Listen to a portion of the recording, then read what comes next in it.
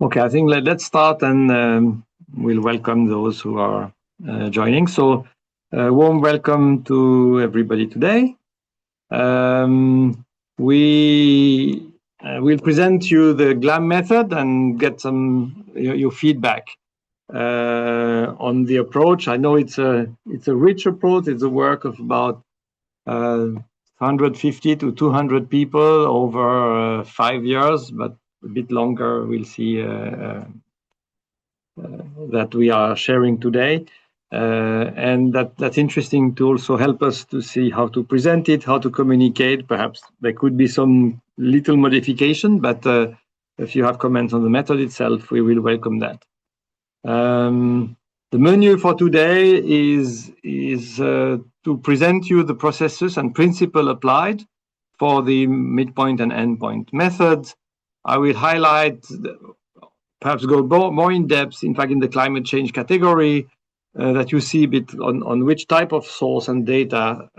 This is an example, the data and indicators were built and the modeling were made.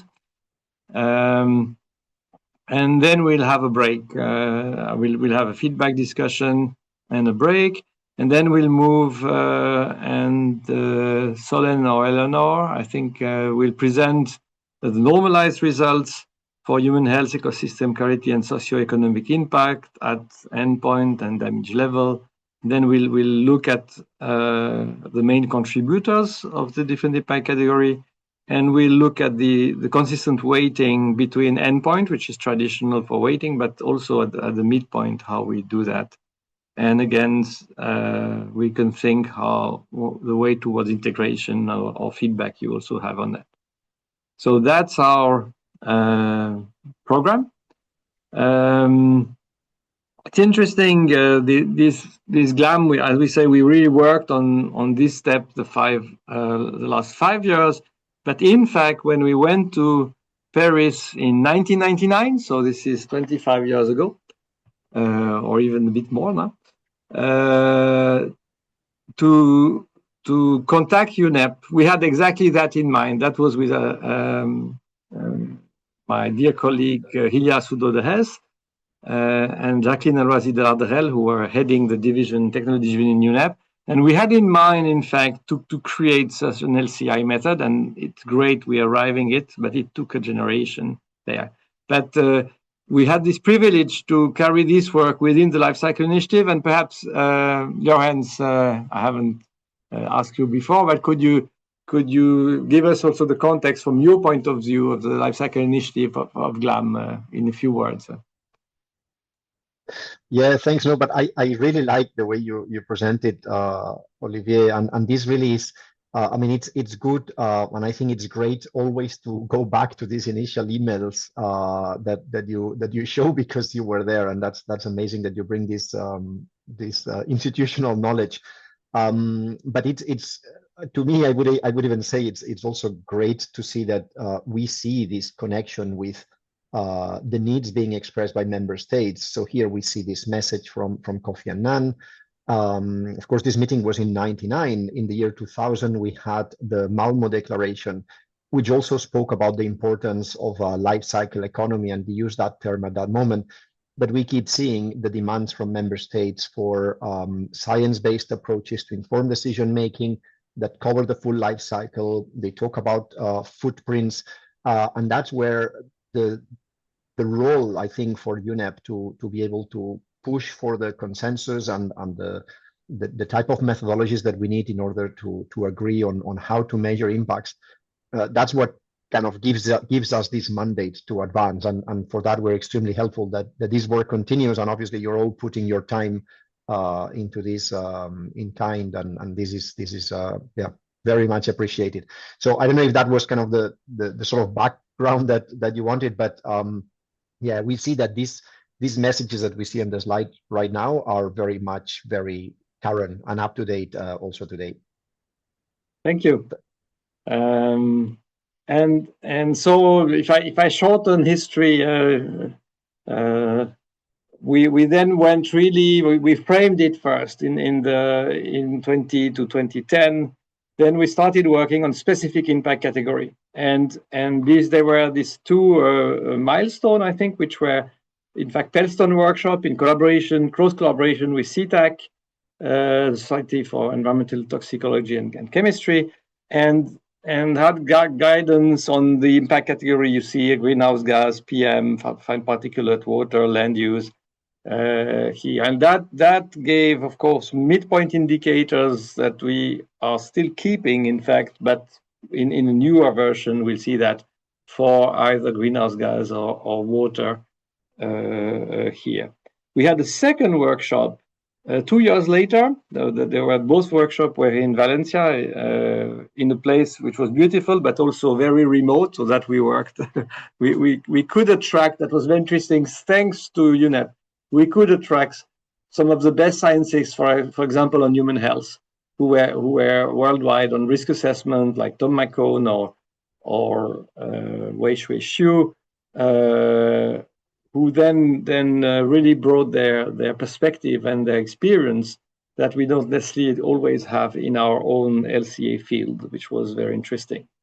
So here we covered the different also category, and there was a clear need. When we look at the results of this workshop, they were taken up by different impact assessment methods, but never really in a consistent way. And that was showing that we need, in fact, overall impact assessment method, I mean, beyond or in addition to the category-specific indicators that we had in these two recommendations there.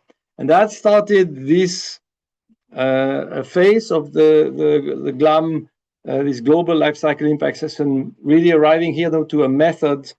And here are the chair, the people who led this effort in different categories are here on this slide. And our goal was really to establish a comprehensive, consistent, and global environmental life cycle impact method covering, we can expect, classification, characterization, normalization, but also the weighting to be able to quantify life cycle impact of product and services on human health, ecosystem, and natural resources. So we wanted a consistent, I would say, midpoint endpoint life cycle impact method. Midpoint being, I'll demonstrate what is our midpoint or discuss that in a minute here. So the process for doing that, we started in early 2019 with a workshop in Poland, and we said we need to scope the work. And here the consensus, what I present today, I'm not coming and say, if you like, this is what we arrive, a few scientists, but from the start we say we need to scope what we are going to do and identify the approach we can choose to arrive to this consistent method, which in the end are arriving to impact on human health, ecosystem quality, and socioeconomic impact there. So in 2020, we had a scoping document. It was a consultation, a broad consultation, say, give us our feedback. This is a line we think we are going to work. And we got some interesting feedback and modified a bit what we were going to do or receive comments. You should include this method or other methods. Yes, there is anybody? Okay. And then we worked, I mean, it's often PhD student or different institute, financial. We appreciated a lot the support from the Life Cycle Initiative, but that was really to support the work of the co-chair. And behind it, there is like 90% of the work was coming from different financing sources, be it European project or other sources, Japanese contribution, from different continents that contributed to this. We had then starting the implementation and tests first in 2023. And here we started also to have a virtual workshop, and I come back on that, and in-person workshop to get feedback. And we had quite a bit of, I mean, direction to say, no, you need to correct that or better explain or modify that. We had a stakeholder consultation I'll come shortly on that, which showed, okay, we need the midpoint more developed. And in end of 2024, at the CETA Case Study Symposium in Gothenburg, we had the first GLAM 1.0, where Martin Dorber, who is online today, was the instrument or the worker who really put everything together at this stage. And as I said, we were, if I look what was provided, we had a lot of factors, but on the midpoint side, we were missing some zero here. We were missing some impact category. And the feedback of the community and especially the users say we need full midpoint, and that's what we have been working in 2025. And we will present you now the consistent midpoint endpoint approach. Okay, so if I go from the scoping where we had feedback, we developed and we launched the beta version. And in parallel here, we had this first virtual consensus workshop. And that was in contrast with the Valencia, where we only have 50 people having the impact. Here we could involve about 200 different experts having consensus, workshop looking at human health on fine particulate and toxicity, for example, for one workshop, and perhaps ionizing radiation, and then more the food-oriented category in another workshop. So we could have a specialist joining for more specifically. And then we had taking out the output of this virtual workshop. A few days later, or 1 week later, we had an in-person workshop in Copenhagen, and with this team, which was here, which were from different horizontal continents and different expertise. And they, as I say, they provided a lot of feedback, and we reconvene a year later, and the idea is to reconvene on 19th of November for having final comments and inputs from these people. Plus, we will include people who have commented or people who are involved in the life cycle initiative will be involved in also the final, I would say, adoption or approval of the approach here. So intense evaluation work taken in there, and that's what we are presenting is the outcome of what is there. So if I present you the overall framework, as in many life cycle impact assessment method, we start from the inventory elementary flows. It could be chemical emitted to the environment or different type of emissions, and dissipation of resources. We have some new elementary flows.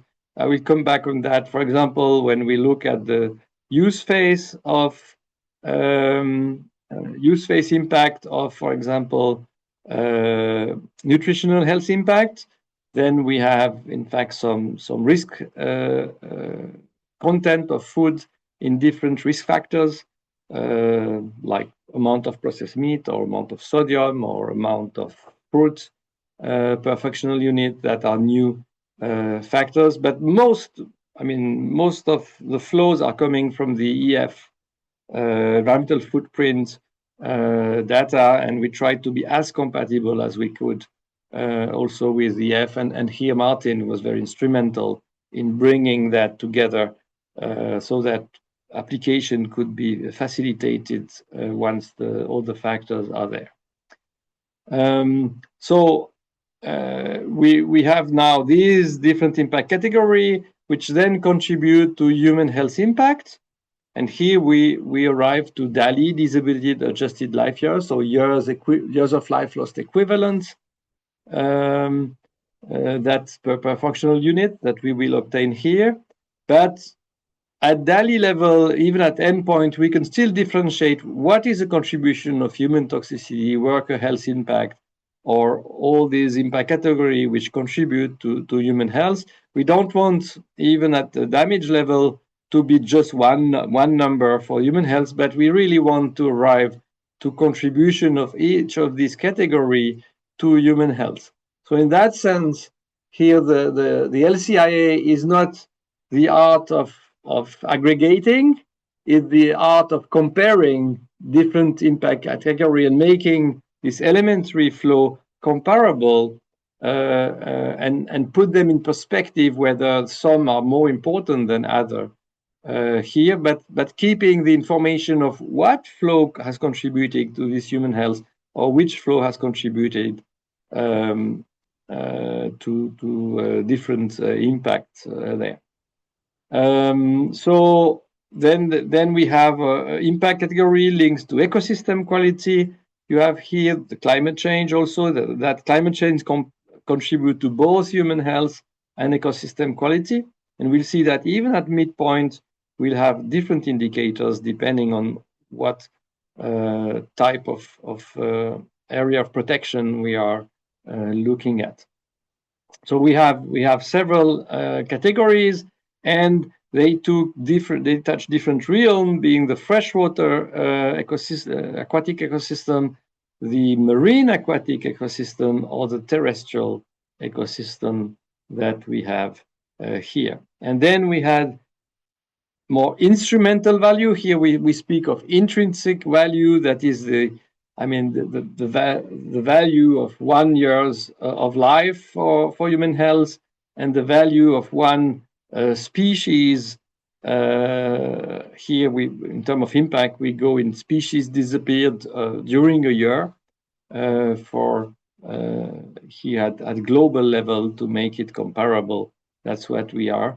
And here the instrumental value are more what is the value for future generation in particular, and that economic data are an interesting way to evaluate the impacts on the socioeconomic assets that we are trying to assess here at endpoint.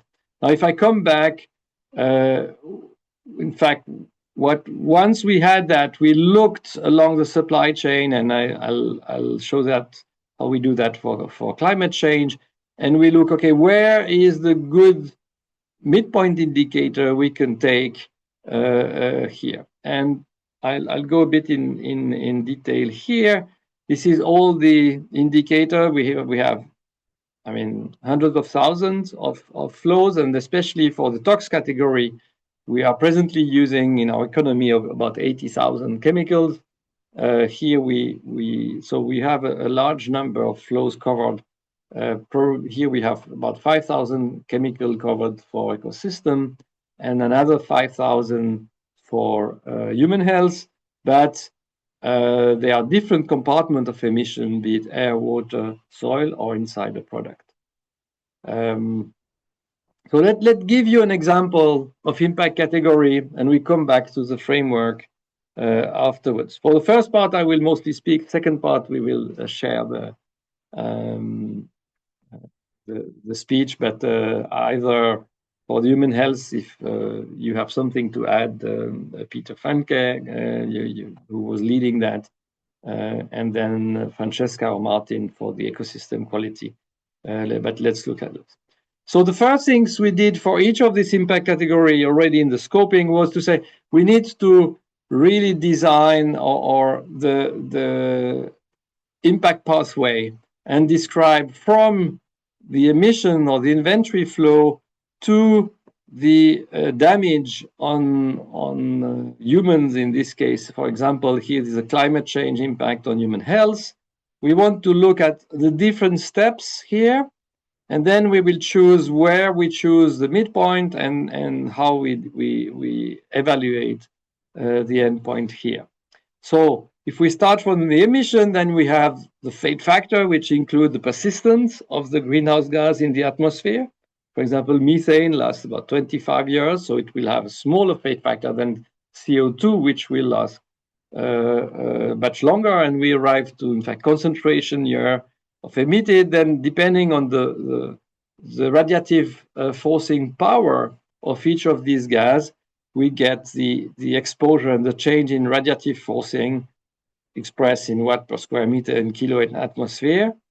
And this is here until now, the gas, the different greenhouse gas have a different fate factor, a different exposure to radiative forcing, but together then they will get a common contribution to the radiative forcing. And that was a good way to say, okay, that's really a midpoint, and that's our classical midpoint of GWP 100, the global warming potential over 100 years. And here we can look at what is the equivalency of different greenhouse gas in kilo CO2 equivalent per kilo emitted. For example, that will be so 1 for kilo CO2, of course, because we have 1 kilo CO2 equivalent per kilo CO2, but it will go to 29 kilo CO2 equivalent for methane, and up to 20,000 for some of the CFCs or SF6 here per kilo emitted, but the amount of SF6 emitted is much lower than the kilo CO2. So that the midpoint here is chosen at the level of how each gas contributed to this radiative forcing, and then all greenhouse gas, what's this contribution in watt per square meter, the rest is really per watt per square meter, and it's common. We get a temperature increase, and this is measured with the fate and exposure, so it includes the fate, exposure, and the increase of temperature, and this was what is the AGTP cum. I will not go too technically here, but it's a cumulative metric, and here we use, in fact, the dose response curve from IPCC 2021 to calculate that. And here we have both, in fact, the first 100 years and the 100 to 500 years included, and we can separate them, but they're included in this cumulative factor. And here we had colleagues getting direct, in fact, input with some of the IPCC 2021 main authors, Gasser, for example, who provided their code to calculate that and was able to do that. So until here, we are really based on the IPCC. Then once we have the degree year, so it's a degree during a year increase per functional unit being, I don't know, if you take a shoe, it will be a pair of well-protected feet during 1 year, and you will need so many shoes for that, and then you will get the emission related to it, and then you get this degree C year for your functional unit. Now, that we needed to say, okay, for what are then the deaths or disease incidents due to cold, heat, diarrhea, malnutrition, flood, and malaria. And there were good data for malaria, floods, malnutrition, and diarrhea directly from World Health Organization. So for that, we just relied on the, I think it's 2014 publication data, which was worked further by the, in fact, Impact World Plus team at CIREG in Canada. So we could directly use them. For cold and heat, then there were, in fact, newer data, and I come back to that. And we really developed and worked out these different data to then, once we have the case, functional unit of diarrhea, we will get the DALI per case. So how many years of life lost per disease due to cold and heat, for example, or mortality due to cold and heat, we will have, and we will get, in the end, from cases, we move to DALI, disability adjusted life years, which are here. So to show you a bit this effect factor here from this was built on results from Bressler et al. From 2021. And then we use the global burden of disease for the severity. So here the Bressler was combining all-cause mortality from heat, and the interest was that they were providing the data for each country in the world. Okay, so we had specific data from each country of the world. And now we had different RCP scenarios. So these are the climate change scenario. the different here. But for LCA, we're interested to have the DALI per degree C capita year. So we transform the Breslau data, which were specific to each RCP, and we look at what was the impact here per RCP a year. And what is interesting is when you go per degree year, so per degree increase, and we calculated per global increase of temperature year, increase on the Earth. You see that first, for one country, let's say Luxembourg here, which has one of the highest per capita GDP per person, you see that we don't see the difference. We have the difference from RCP. We don't see the difference according to the climate change scenario because the delta T will be much higher at 8.5 than at 2.6. But the per degree, in fact, are very similar for one country. So good news, we are independent of the RCP scenario. And then we were saying that the driver foresee the amount of DALI is really linked to the per capita GDP in the world that we could observe in this calculation. And we had this effect of it without adaptation. Now, when people adapt to it, and we are also considering the increase in wealth in the world over the 1 century between the first and the second half, we see this strong decrease in health for low-income country, and then we are moving along this curve. Simply, though it's not much difference for countries who are here, but the large difference is for developing country when the per capita GDP increases in that case. So in short, we see that country-specific response per degree C global, but it's independent of the considered climate scenario. So we will have more damage we see here in Africa than in Europe here. And if I go here, when we arrive to so we combine that now with the fate and exposure from the IPCC, we combine it with this effect factor, and we get a damage factor, and now we compare it to the midpoint indicators. And we see that we have a good correlation. We could expect that. We have some differences. CO2 is one, I think is here, is a reference, so it's one. And you see CO2 behaves differently from these CFCs.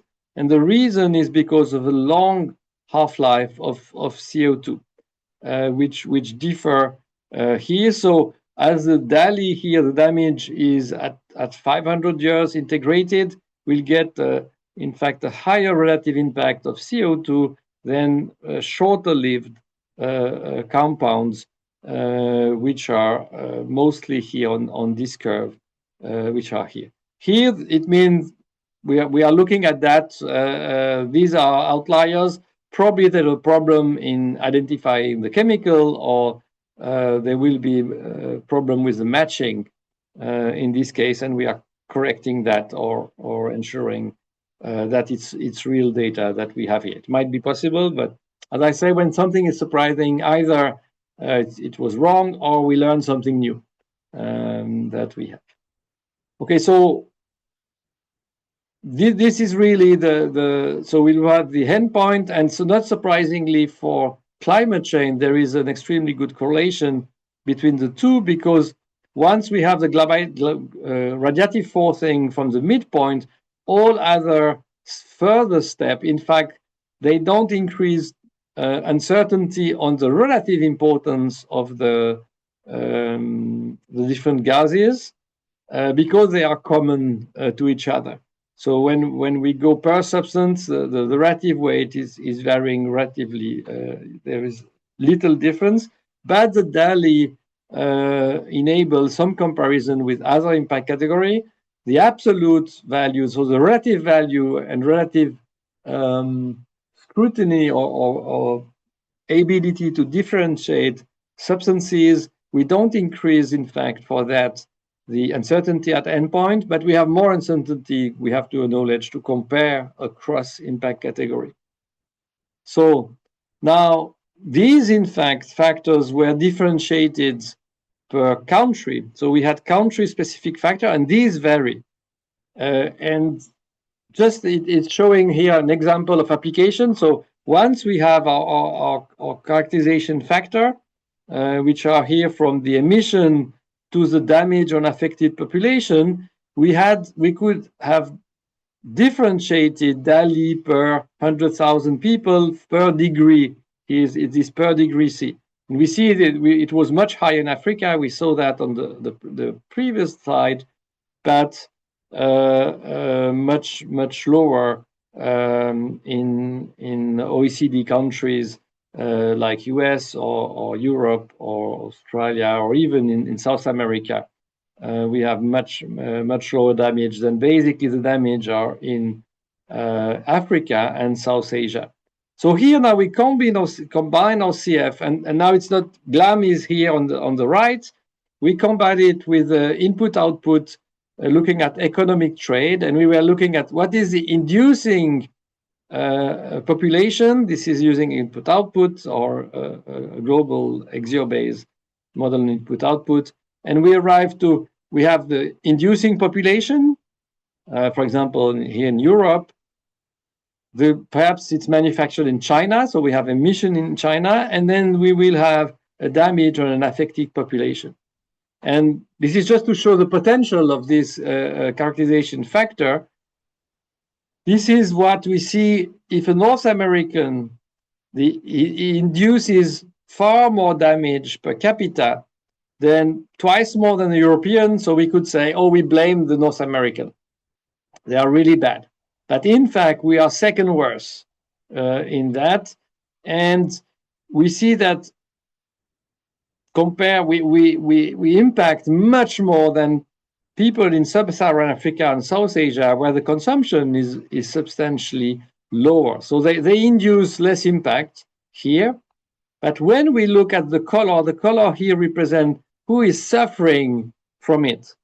And we see that, in fact, the people having most of the damage are South Asia and sub-Saharan Africa, and they are not the one causing the problem. So when we look at who is receiving, and that's the beauty of several of our characterization factors, they can differentiate who is creating, or from the substance induced, they can look at who is receiving and different population. Receiving the problem is all sub-Saharan Africa, but causing it now are the color caused mostly from North America. And North America and Europe don't have much damage because we are more in the colder region in many cases here. So this shows the injustice, and we can have, in fact, the map of injusted net damage. That's a paper we're preparing for science, hopefully to go there. But we can start measuring and quantifying what is the delta DALI in the world between the inducing and region. Okay, that's just an example here. Now, this was a climate change on human health. Now, climate change impact on ecosystem quality is different because at midpoint level, we are interested not only in the cumulative change, which is the GWP, is measuring the cumulative change over the first 100 years. Here we are interested in the absolute change in temperature.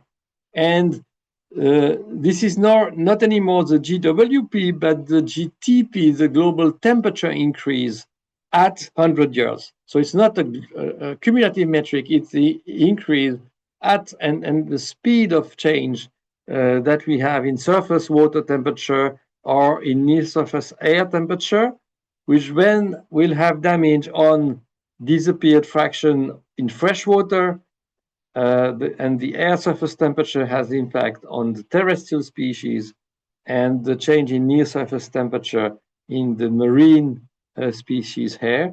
And so we will have then damages on the three realms of freshwater ecosystem, terrestrial, and marine ecosystem.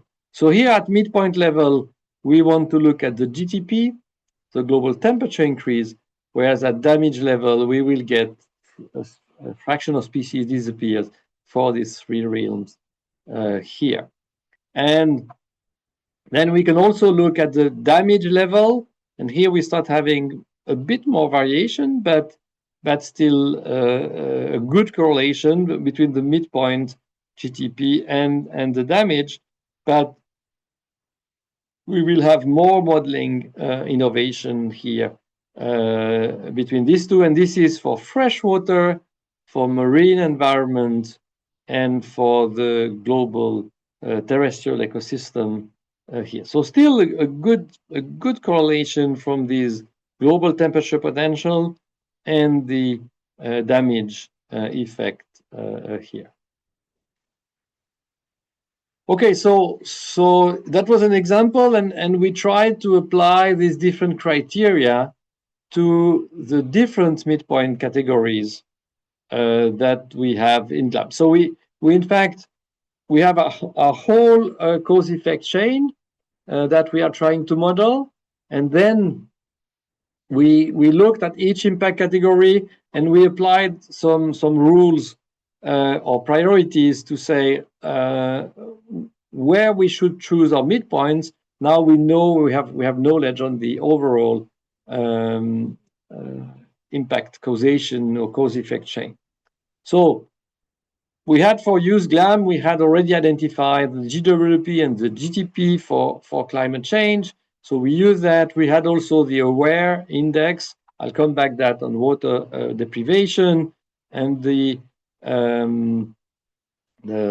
change in organic carbon, soil organic carbon for impact of land use on ecosystem services, which is then the socioeconomic impact for that. So we stick to that, and partly it's because they complied with the second criteria, which were we select midpoint earlier in the cause-effect change, and our criteria will say we need to include all main information, which are so all the information up to the point where then the different substances or inventory flow act in a similar way on the rest of the impact chain. And when we have this common point where they act together, then we will stop at the midpoint here as early as we can to reduce uncertainty here.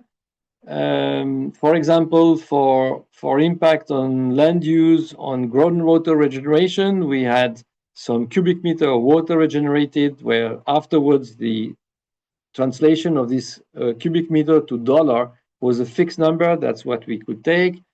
Or we have this comparative toxic unique for ecotoxicity and marine plastic, which were in disappear fraction of species over a certain volume or area. So we have chosen that. Now, in certain cases, we have to go a long way along the cause-effect change to choose a midpoint. So basically, for toxicity category, I don't know if I have here I have here the cause-effect change for toxicity, and we need to go all the way from emission to intake, but we cannot stop at intake. It's an intermediary because we have perhaps 6 order of magnitude variation here, but we have another 6 order of magnitude in the human dose response. So the first place where we could stop at midpoint are really the incidents, the cases of cancer, reproductive, developmental, or non-cancer risk. And so this is where we selected for human health at the level of incidence or cases of different type of diseases that we can have. Okay, so that's and we chose that for the human health. So if I look at the different color here, we had these existing indicators for climate change, water depredation. That's principle number 1. I have highlighted in blue. Then select the midpoint. We had here ecotoxicity, microplastic, land use impact. which were here. In fact, the climate change are both blue and green. They also comply with this principle. And then for human health, we have these cases, and to be consistent, we all express in cases of cancer, non-cancer, or other illness where in diabetes equivalent here. I will come back on this emission here. And the last, then otherwise, some for ecosystem quality, in fact, we cannot compare the intermediary level, and we need to go up to the species sensitivity, or the I'll present that in a minute. Really very close to, or at endpoint level, to have all inventory flow comparable. And so in that case, we were taking a reference substance, and we divide the endpoint by the damage of a reference substance or inventory flow. And as is done in many LCA methodology, SO2, KOP, and square meter year. So you could say we are cheating here. In fact, we have an endpoint indicators in equivalence, but we are not cheating in the sense that, in fact, when for all the variable which are influencing the reference substance, if they are the same as for the other substances, in fact, by dividing here, we are by the kilo SO2 from the reference substance, we are reducing the uncertainty which was common to all parameters. So in fact, it's really a midpoint in the sense that the uncertainty here will be lower also in that case than the other midpoint, which is our really goal, to have midpoint to reduce the uncertainty in the evaluation. And based on that, we developed weighting factor midpoint endpoint that will be for the second part of this seminar. So this is in black where we had this kilo equivalent or square meter of your arable land equivalent for the land use, which depend on the occupation and the duration of the occupation that we have here, and some either energy use flow of kilo crude oil, for example, equivalent, or kilo copper equivalent.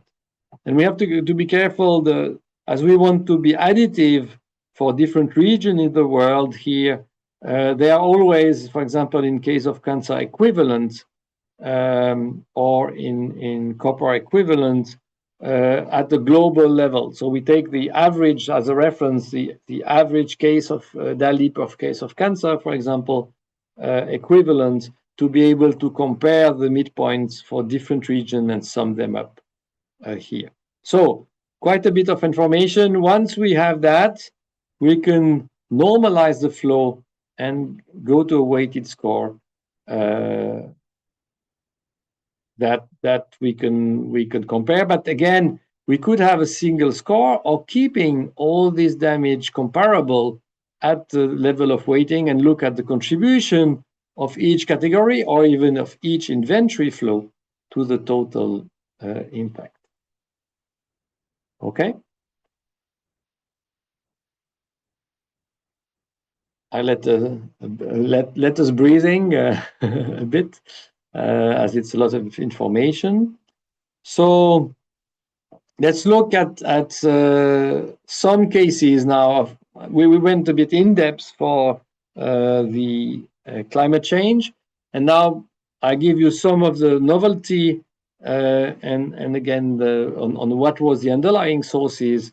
First for the ecosystem quality, human health, and some on natural resources. So the first things on ecosystem quality, and these slides were prepared by Martin. The first thing is that you see most of the impact category are, in fact, spatially explicit categories. Okay, and they are made comparable by using this global extinction probability, which are made based on observation in the world from the IUCN, which are here. So that's really nice to have this characterization spatialized characterization in a common framework and using similar impacts pathway for the different categories. And then we had more global factors for the ecotox or the aquatic microplastic, where in fact we have thousands of flow, though, so that it will be very difficult to be spatially differentiated in that case. It's possible, we're doing it, but it was too early to bring in the consensus model. So we wanted to only take what was most robust in this case. Okay, so if we look here, this global extension probability, it accounts for the species richness, and it's weighted here by IUCN threat categories, giving endangered species a higher threat than here. Martin, would you comment a bit these two GEP slides to make a different voice being heard, if it's possible? Yes, I can comment that. I mean, I think it's really nice because the idea with this GP is that the whole sum of this GP is always 1. So then we have this as at the raster cell, and then you can simply sum up the GP to every spatial resolution that you need. So this is also why it's really nice that we can have the GP either at the watershed level or at the country level or at the terrestrial ecoregion level. So it's really a nice way of bringing all these different native scale characterization factors that we're having from this regional PDF to the global PDF in a consistent way. So I think that's really nice because I mean we had factors before like the vulnerability score, but they were not normalized to 1. And of course also we see here that the species coverage of this is quite intense.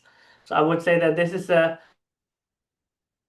that we found on how to get from regional to global PDFs.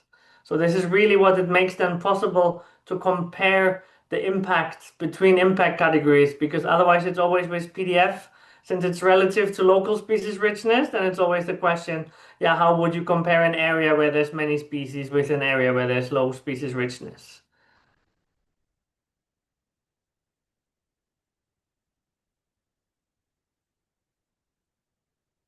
Yes, and I mean, this is some examples, and this is also where you see that on the left side you have this on grid cells, so this is really these pixels, and then you can have it on these major regions simply by aggregating or summing them.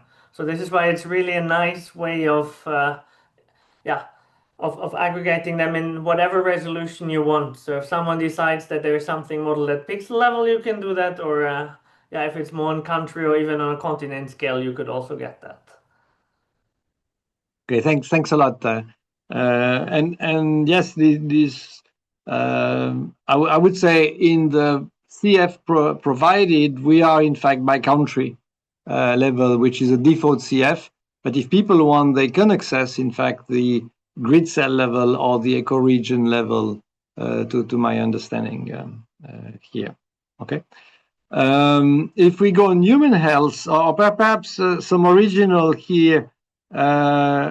Here, land use was including habitat fragmentation and intensities, the water's consumption. We have a global coverage of regionalized fate factor, terrestrial acidification. We have no new soil response factor, freshwater eutrophication. We have P plus, also the nitrogen impact on eutrophication on freshwater, updated models for marine eutrophication. And climate change, we've seen there are all 3 realms on freshwater, marine, and the terrestrial ecosystem all together, based on these large number of species occurrence in the freshwater, marine, and terrestrial local environment that we have here. Okay, human health. I just look here. Oh, Peter is not here, so I think I will present it. So we cover, in fact, 7 different impact category. The climate change, which you saw was part of the initial workshop, so we built on that.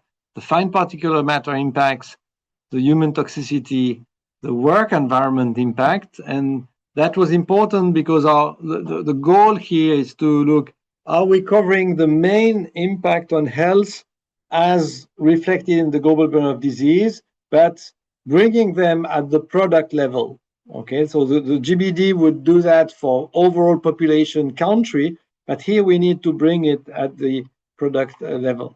And until now, the work environment has been mostly disregarded, in fact, for health, but it really depends on which sector is producing a given product. So it was key to get factor, in fact, along the supply chain and be able to see along the supply chain what work environmental impact we have. We have ionizing radiation, which has been largely improved. The water scarcity comes mostly still from the work from the first Valencia workshop here. And now we are including also the use phase of product, and especially for the nutrition for the food product. These lifestyle impact are, I would say, specific to some product, but when we have intake of food, there is no reason we just take the human toxicity of the chemical in the food. We take the nutrient also in the food to get these data. And I'm sorry, they might have a work on my window. I cannot. Let's. And physical activities is a lifestyle will especially touch the transportation LCA, but also we're going to have worker activity, which matter in most of the impact category, or when we have sports objects or products related or services that will be of importance, but it's more specific to certain specific LCAs here. But they really matter, if you like. If we do an LC of health and impact on human health, and we don't take the food, we are neglecting the most important impact, and there are trade-offs which are super important there. Okay, we've seen that. We've seen that for human tox, we have to go up to the disease here.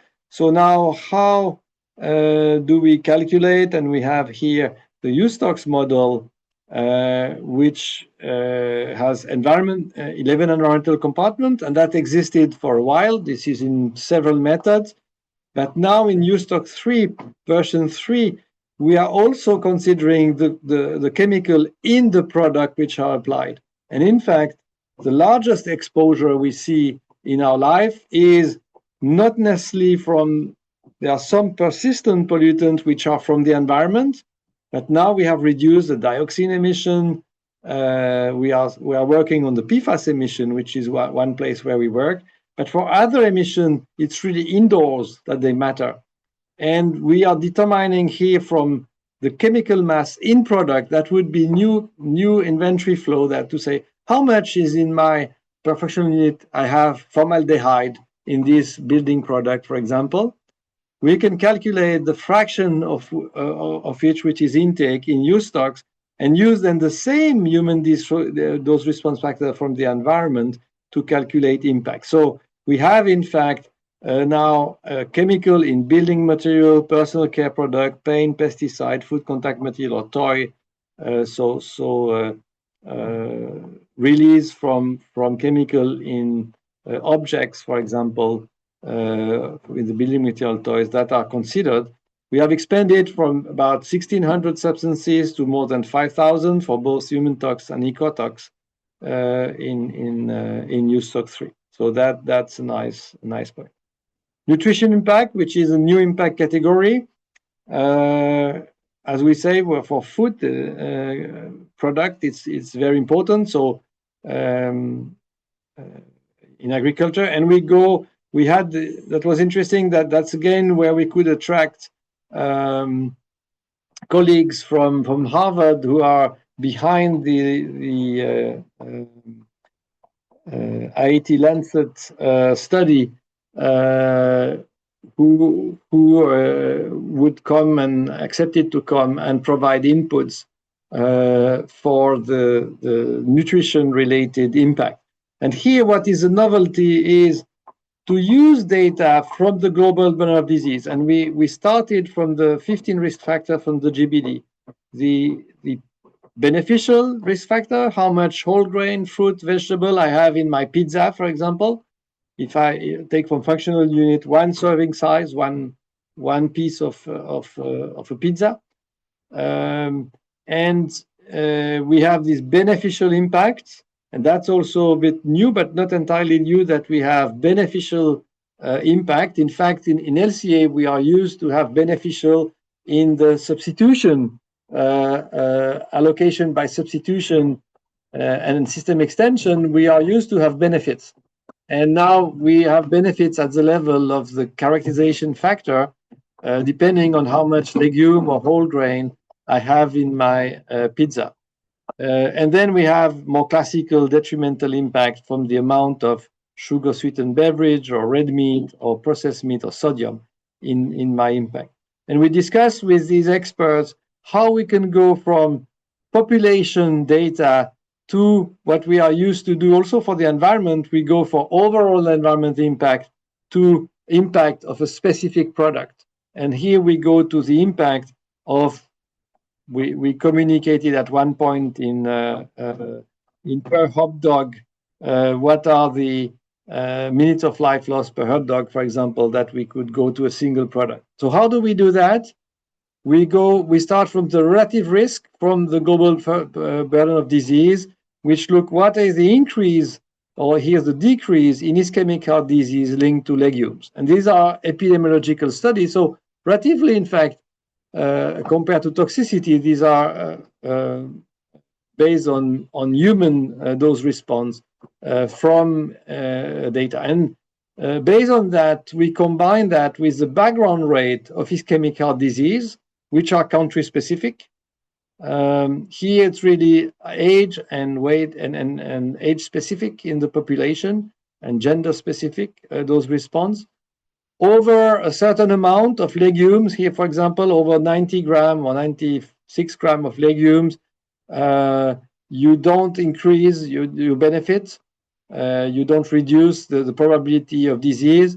And that's basically that you cannot live forever by eating more and more legumes. That tells you have a limit in what you can increase. And based on that, we can arriving to DALYs per gram avoided in certain countries. So it's benefits, so it will be avoided DALYs in that case. And you see these are in fact country specific depending on the background rate. And then depending on how much people are eating. So if they are already eating a lot of legumes, the curve is going a bit down, is stabilizing, and for certain disease it's really high. Then you get a small difference, but the basic is ischemic heart disease very prominent, or incidents are high in the country, which play a role. And we can have now DRF, which are for 204 countries, or 196, I think, for the official UNEP countries here. Okay. Then we see we bring that at the level, once we have our DRF, this is our characterization factor. In DALY, for example, gram sodium, we can look at the gram sodium for serving, and we will have DALY per serving, or for communication purpose, we can translate that to minutes. We just take the number of minutes in a year, and we can translate that to minutes, or have it for DALY. So here's example, the hot dog with 36 of my life loss per serving. That went viral on CNN when we published that study in Nature Food in 2021. And that's an example that how the CF, when in the communication way, and we had a potential rate of 1.3 billion people in the world with this study. Hopefully, we have a few hot dog less in different continents, and that would bring improvement. But we see that we can look at different type of foods and have an apple pie is about neutral. My chicken wing are a bit detrimental, and we can say it's because of sodium, so we have information, whereas my peanuts, because of nuts, is really beneficial. Okay, so we can differentiate different foods and start going at the functional unit level here. Okay, workers, we have included case of fatal injuries and illnesses versus non-fatal injuries.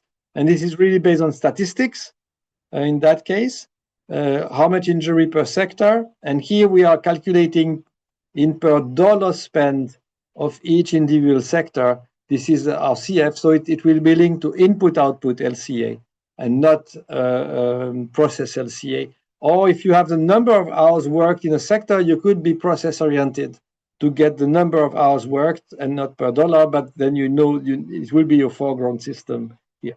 And we have the workplace hazard here based on measured concentration at workplace, and based on the number of hours at workplace, we can calculate the impact here. And they are, as I say, per hours worked or per dollar spent in each sector of the economy that we can get this first work environment impact.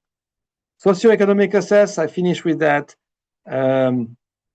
We have the description of the impact pathway here, and I will directly go to the results here. The first things was how the damage of natural resources happened, and the factors now are based not anymore only on extraction here, but ideally we would like to base, once we have the flows in future LCA, on dissipation of the flow, which are here.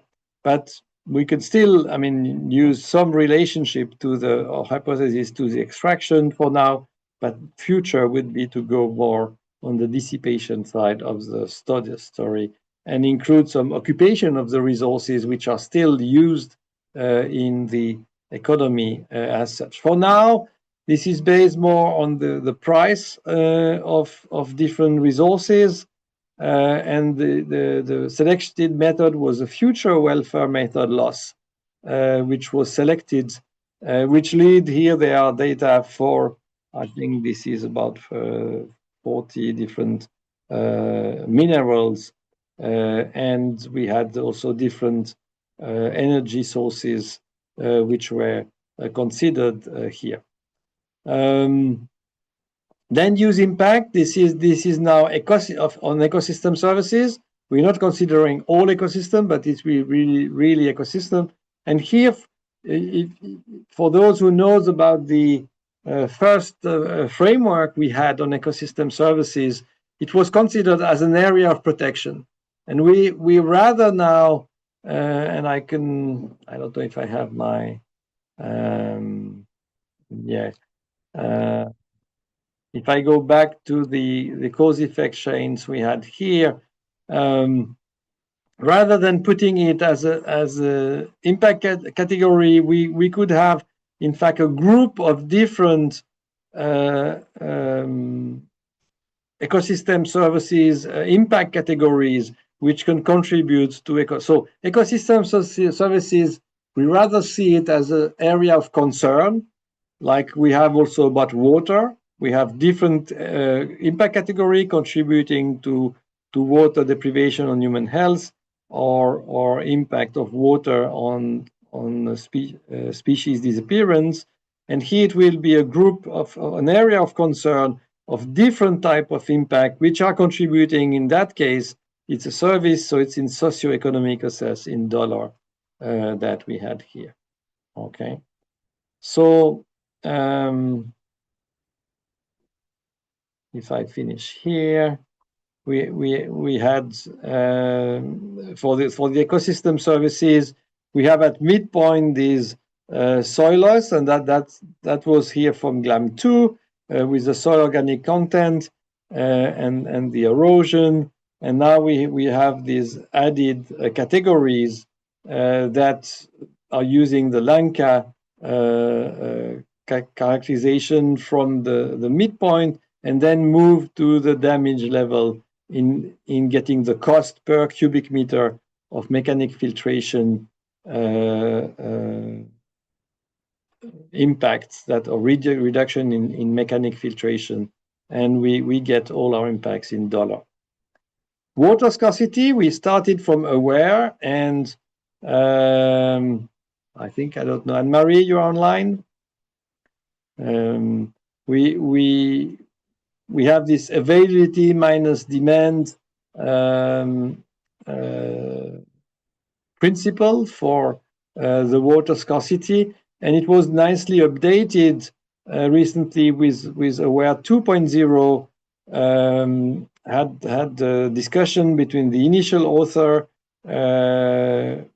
or with the initial author, just updating it for a global water consumption entry of 2019 rather than the earlier 2010 that we had here, and using the latest water gap 2.2, and that has been recently published and will be included at midpoint. At endpoint, then we have different human health categories. So the aware accounts for some demand from the ecosystem, but is not really along the impact pathway. And for when we have along the pathway for either human health or ecosystem quality that I have here, the aware is not really a midpoint in the impact change, but an interesting midpoint to consider. And when we compare the endpoints to the midpoint score, we see here more dispersion than we had with climate change. And that's not surprising because we're measuring slightly different things. If we look at the total effect per country, then we still have good correlation, but that's because the emission themselves or the use of water differ a lot across country. So we have here some correlation, and we find that back, but less correlation because we're measuring different type of impacts. Here we had this river discharge reduction, which is not exactly what AWARE was measuring. So we keep the AWARE, which is an interesting midpoint, but we'll look at that. So that was example of how, and I tried to be go a bit deeper in some category to give you an idea how we are working. So let's stop now and perhaps get the feedback, and then we'll have a break. So perhaps, I don't know, Lawrence, if you want to, or Archana, if you want to facilitate the question from the audience. So any question, comments, either on the chat or orally?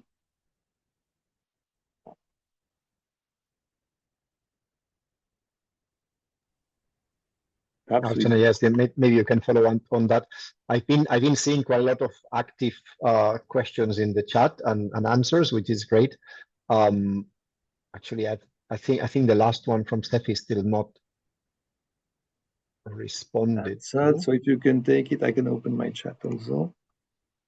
Okay. And that's a question to Olivier. See if Yvonne, I can read it, or Steffi. Yes. I mean, maybe you can also chip in and ask directly if you prefer. I can. Can you hear me? Can you hear me? Perfect. Yes, perfect. I have actually two questions. Just posted one more.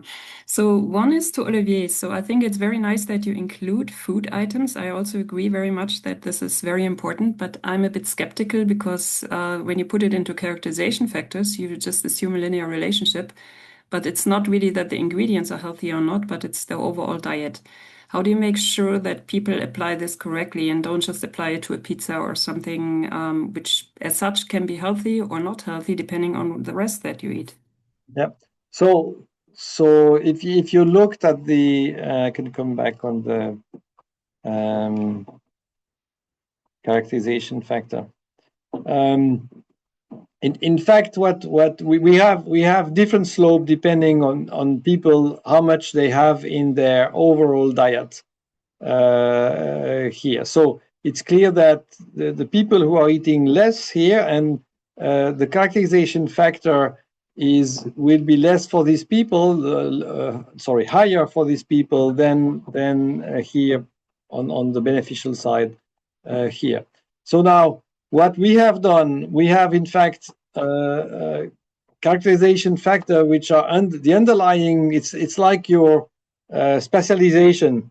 We have a global average factor, but then we have behind it, depending on where it happens, we have different factors. And if we go to the native resolution, we will have a higher scrutiny. So underlying, in fact, the data, we have calculated the dose response for people in the world at each level.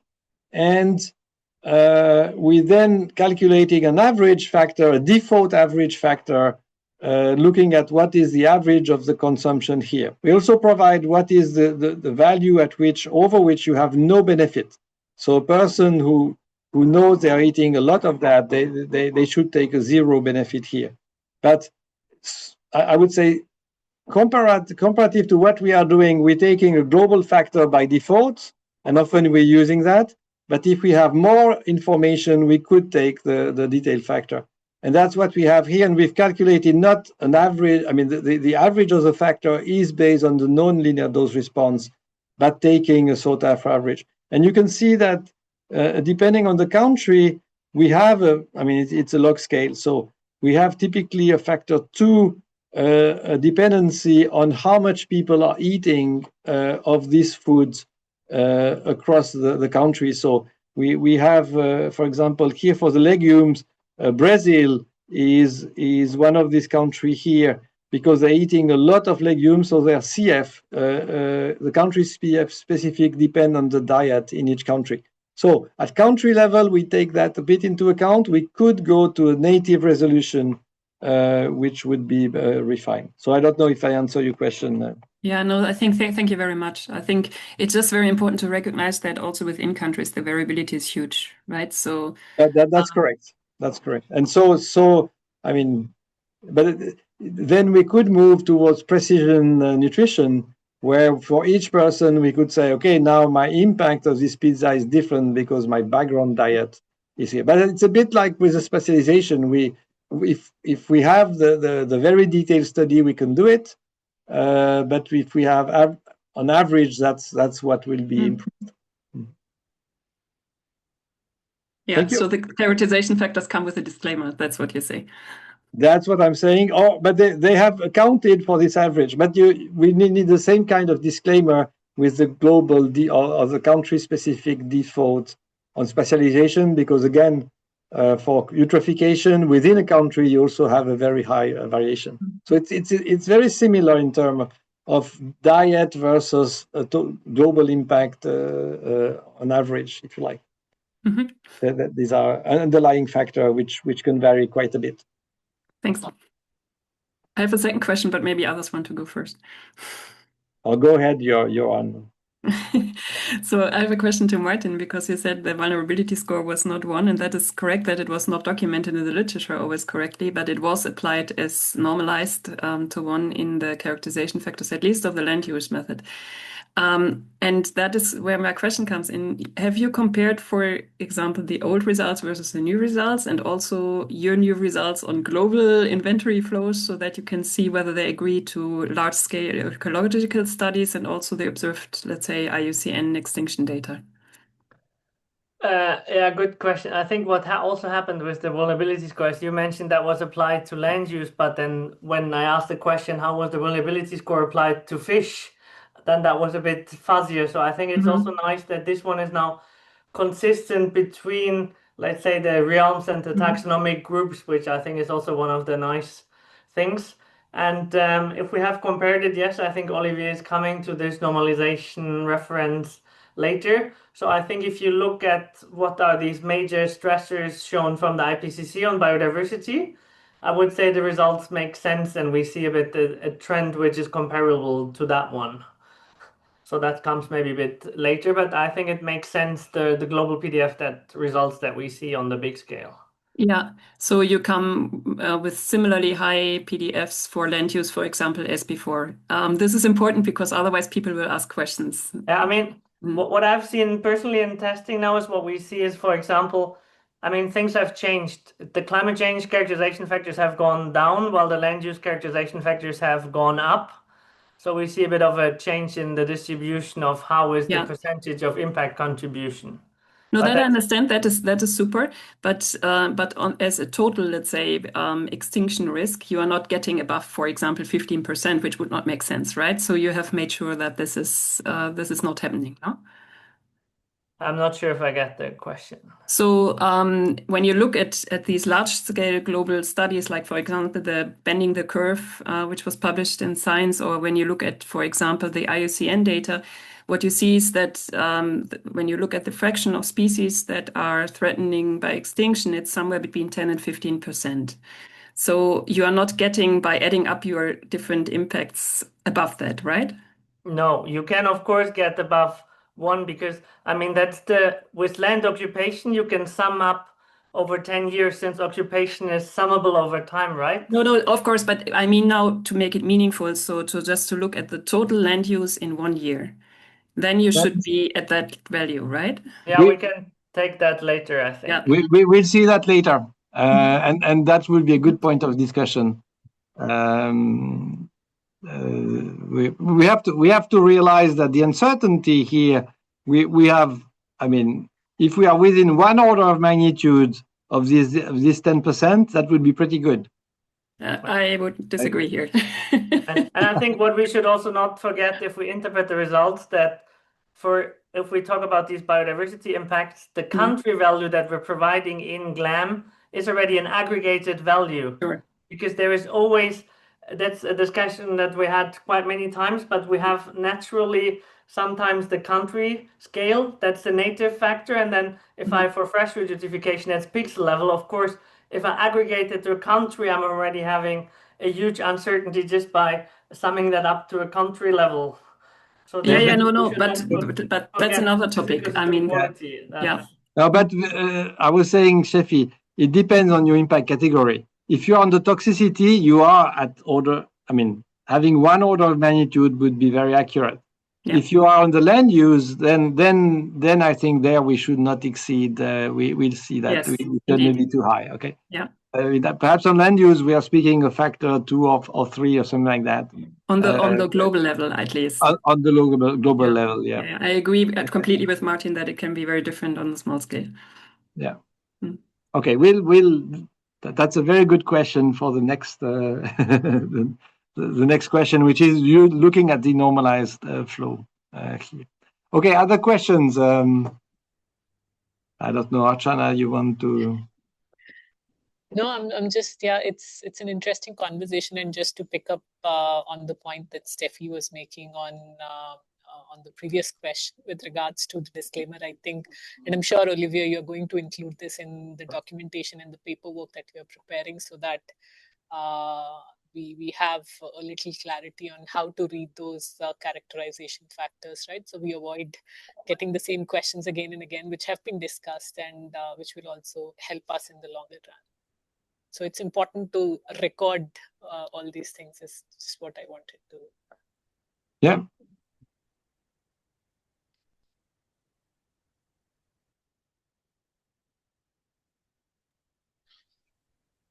Okay. Yeah, there was a question. Can you clarify who will attend the workshop on 19? Yeah, these are the people who are contributed and partly for those who were at the Copenhagen workshop, but people who have commented so far, welcome. And basically, I think you have all been invited for the 19, but we'll be more technical. Okay, we'll go and we'll focus on the 19 on the points which were raised earlier and say, okay, that's how we have addressed them. And we go in more detail on these ones. So we might be a bit nerdy or at this level to show what has been the latest progress, also on the midpoint version, because it was not presented there to the people, and get final data so that we can, I would say, publish GLAM 1.1. 1.0 was really the endpoint, full endpoint, but 1.1 will have both full midpoint and endpoint. So that's where we get final. So if you can look on the, I've put some agenda for the 19, and it's really focused on a specific question and a bit more technical. But we'll appreciate also the inputs of colleagues who are more on the user side or have the overall view of the lifecycle initiative. I don't know, perhaps you can elaborate, Archana. No, I agree, and this is how I responded to that question already in the chat. So that's good. Martin, you have a hand up. Yes, I have a question about this midpoint for aquatic microplastics. Now I think Ellen is gone, but as I understood it, the aquatic microplastic is a mix of physical impact and toxic impact. So I was surprised to see that it's the same midpoint unit as the ecotoxicity. I'm not sure. Is anybody online who can answer specifically that? I may be able to answer it. I can have a go. Yeah, go ahead. Because I've been part of this Marilka work. My understanding is it's the physical impacts on biota that are included so far, and not the toxic. Yeah, that's why I'm surprised to see the same midpoint for toxicity and aquatic microplastic, because it assumes that it's the same impact pathway, which is not the case. Well, it builds on data from studies that look at endpoints that mean that, say, the organisms don't move as well and so on, in the same way that toxicity does. So I think that's the link, Martin. And then they've got the same basic kind of lab tests of species and exposure that then lead to these kind of effects on the species. So that's my understanding of it. Yeah, but we'll relay the question a bit further, Martin. Now, at least that should be made clear how this impact pathways and how the understanding of this interpretation is, because you stumble over that when looking at it. You're like, yeah, okay. Since the category is also called physical effects, that's Yeah, but in the end, a PDF cubic meter year is the disappearance of species over a certain volume and during a certain time. And there is no reason, this is not specific to ecotoxicity. This is underlying, in fact, in some of your impact, either per square meter or per cubic meter. Instead of having global PDF, we could go to the square meter year, but multiplying by the total area of your categories, I think. We could discuss that, but that's a bit technical. Okay, other question? We have one more question in the chat, which is from Bob, asking what is the spatial granularity of the ecosystem services part, and how mature is this assessment? Yeah, so perhaps Martin, you could go for that. We don't. If you try to speak, Martin, you're muted. Yeah. I was thinking myself how to answer that question. I think it's country level, and I mean it's basically depending on this Lanka model, where I'm also not an expert on. So that would be the answer to that question. I also need to check a second.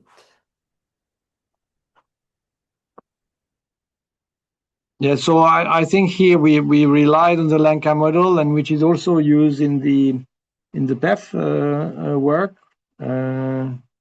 And I think further develop and will be used, I think, in the F4 of the PEF, the factor for their force value.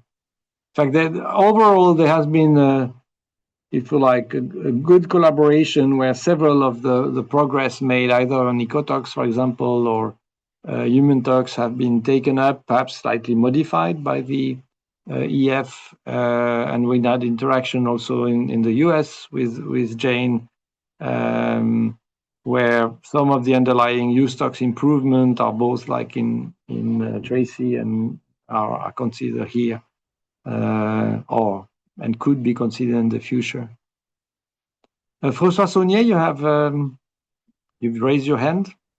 Yes, I have a question, and I'm not sure that it's now the best moment or at the end of the second part of the presentation, but it's more on the operationalization of the method. So currently, there is no access of the method in any software. So maybe to hear you about that, of when do you expect that we'll be able to at least test the method?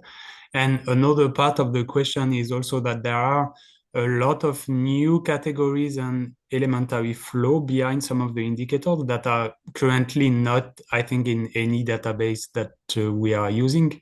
So how do you also intend to address this aspect, that if we want to include plastic, effect of health, the worker, you also mentioned that it's an monetary unit that will be needed that is not in the database. So maybe just to link to you on this aspect, on how we'll be able to use it for all these new aspects also.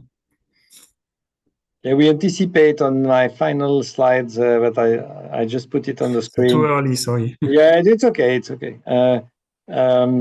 I think we wanted to have. It was a discussion also with a colleague, either with CIMAPRO or Gabi or other software or Brightway.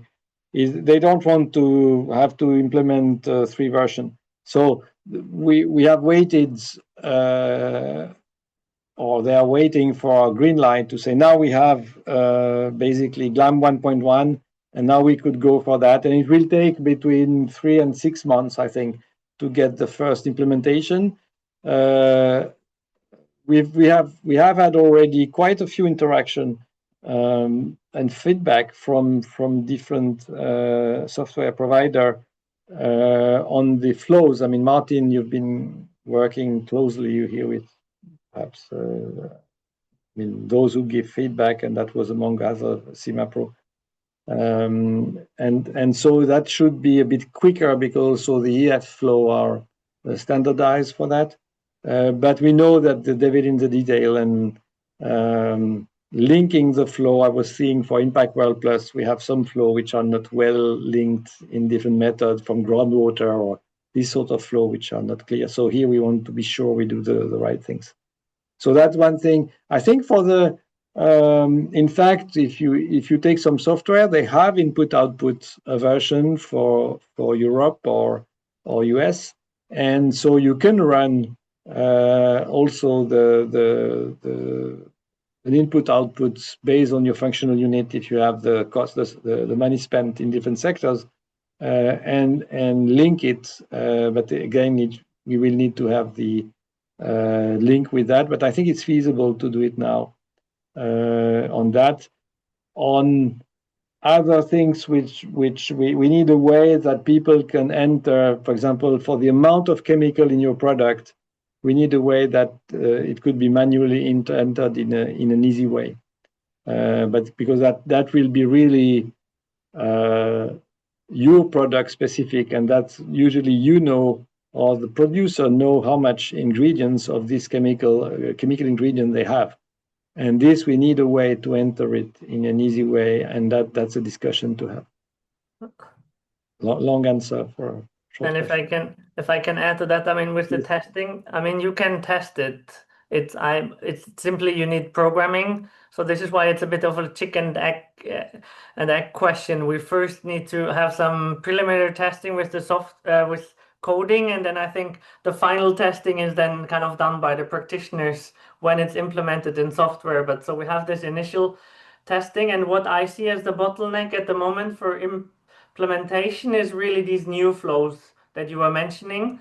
But of course, we have also been in contact with the PEF, and I think these matching files, they will be updated, but it's also we have to show a bit from the research side what is possible, what are new flows that we will include, and then someone needs to, this publication which came with the GLAD matching file between, for example, the ILCD and EcoInvent.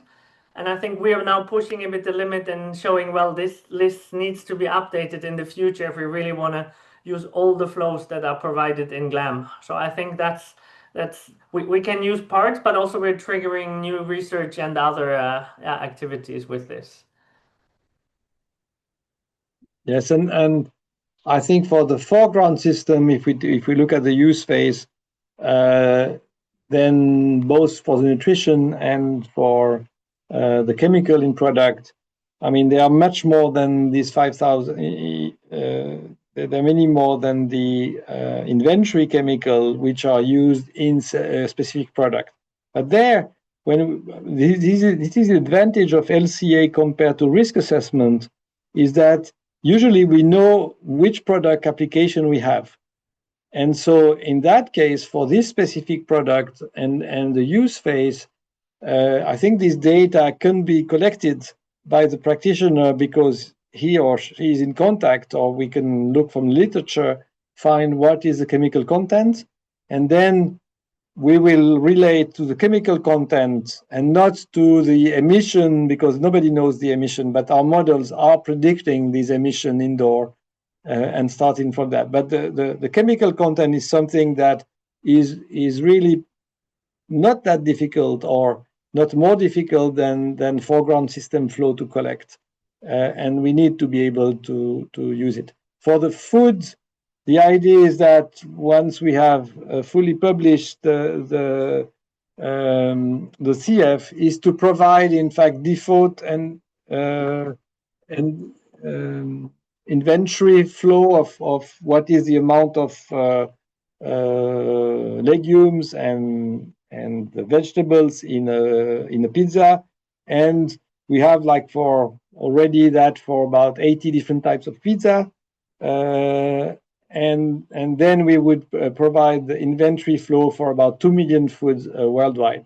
In fact, there is an app called I Eat Better. I've been working with the applier. You have now, I think, 15 millions of foods where, based on the composition of ingredients, you could start doing that. But the idea is to publish that so that people have an easy way to get the input data, and then they can adjust them to their own local product, as you were, Steffi, you were alluding to, that you can account also for the exact composition of your pizza in the case. So my answer is we're trying, in addition to providing the CF in the background and also with the chemical, to give databases of inventory flow, in a sense, for these special flow, which are, for example, the amount of chemical per functional unit in your product, or the amount of amount of legumes or processed meat in a typical food item.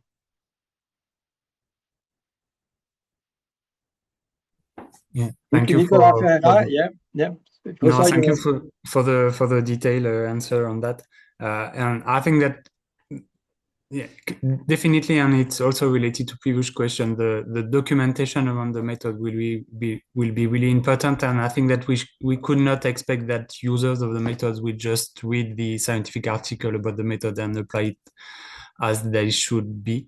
They should apply it, and I think that like a user guide for the method, or at least some detail for the practitioner, will be also really important if we want the user to apply the method the right way.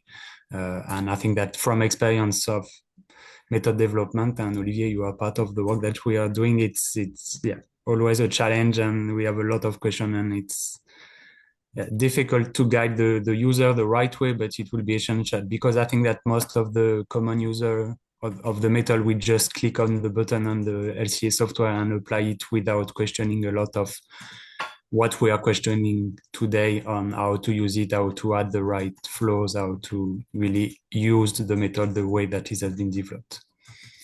Excellent comment.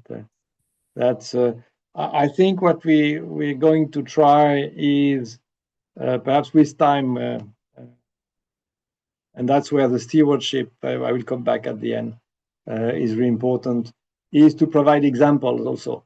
Relatively simple example. We don't need to take the most complex example, but simple example of good practice and how we can use the product. And one of the 6 paper that Martin is working on is on the implementation side. And I hope here we can have some example, Martin, to show how to link things or at different level, some practical example. And Nicolas, you have or Martin, you want to comment or further? No, okay. So Nicolas, you had a question, and perhaps we'll take I don't know. Okay, go ahead. We'll see. No, thanks. I hope I think will be an easy question, because just would like to know if you have a plan in terms of how you would like to have your methods regionalized in the software. I mean, if you have the plan to keep the usual country level regionalization, or you would like to have a more grid or geospatial regionalization. I think, again, since you mentioned that the software provider wants something ready to be implemented at a certain point, I would like to know if you have already this aspect ready. Martin, perhaps you can answer that. I think the idea is to implement it at this smallest spatial scale possible, and that will depend on the software used. So I see that, of course, there's a difference in what you can implement in CIMA Pro in combination maybe with EcoInvent compared to OpenLCA and Brightway. So I think we will see differences in what spatial factors are used, because the method definitely opens up for assessment on really regionalized assessments. So this is also why we have them with the supporting information to say, well, this is where they are spatially detailed. But I would say that the standard should at least be on this country scale, and then we see how far can we go with this. But in the end, it depends on the software. So if I understood correctly, you expect that in different software, user might find different level of regionalization for the same method. Yeah, and potentially, and that's why that comes also why there was a research version and a practitioner version. I mean, in the research version, there are more details or flows that can be used, if any. But for the implementation in present software or really specialized software, in most cases, probably the country should be the default resolution. Now, in software like Brightway, where you can, but you need to be able to code. Then we can move to a native resolution or something like that. But then you need to understand what you're doing. Yeah, indeed. Sure that what is provided. I don't know, Martin, do we have, for example, for the ecosystem quality, where we have the specialization, the CFR are at the pixel level or available, or what would be the available data? Yeah, so they're normally available in the supporting information, but if you take the research version and this matching file that I have, you can easily create that yourself so that they match the same standard as the practitioner versions that we're having. This was a bit the idea with this research version, the practitioner's version, and this open matching file, so that when you download these, because I cannot put up any raster in an Excel file or CSV file, because we have some million characterization factors for freshwater certification. So we would anyway need to handle that in a coding environment. And I think the people that can do the coding with Brightway, they can also easily match the raster with the matching file that we're having. I don't see any issue in that. Yeah, it's clear. It's clear on the concept. And I would say we are ensuring, and that's the work with the normalization, that the weighted factor for when we are weighting by country, and based on country specific, if we have the data on country specific normalization, they should arrive, in fact, to the global factor. And we had several, we were still handling some places where we see differences and try to understand what are the differences. Maybe as final comment, where we stumbled over what is, of course, now in an issue with this spatial differentiation on country scale is this definition of these flow UUIDs, because they don't include the country, right? So I got some feedback from practitioners. Why do we have the same flow UUID several times, even though that should be a unique identifier? It's just because they don't include the country. So we may have to see a bit, how are we doing this classical matching? Because the classical matching only based on flow UUID doesn't work anymore. So there is some things which come with this spatial regionalization. That's exactly why I'm asking. So how you are designing to encode this in the different software, since each software a different way to implement generalization. But yes, I understand that everything we will see. We'll see. Yeah, we'll see. But that raise, in fact, perhaps we would have a UUID plus, and that's probably important to define in consultation with the people. I mean, with you at JRC and other part of the world to be consistent there. I don't know, is there any last question? Otherwise, it would be a good time to have a break. I don't know, Archana, do you want to?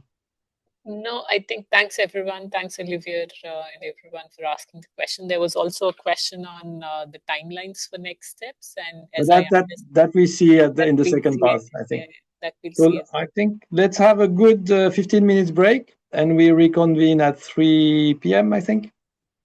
I will not stop the recording so that we don't have to.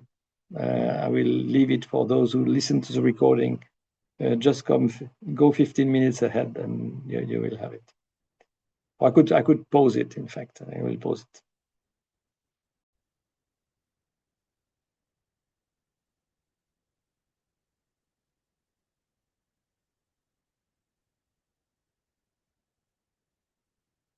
Okay.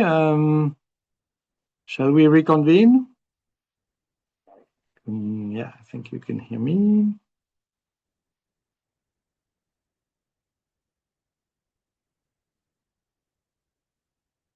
I don't hear anybody, so just to know that I'm not speaking on my own. If anybody can, Archana, can you tell us? Can you hear me? Yes, very well. We are all here. Okay. Just not to realize that 10 minutes later that suddenly I'm the only one on the online or whatever. So I've restarted the recording. I thought about it, which is good. So we'll now look at the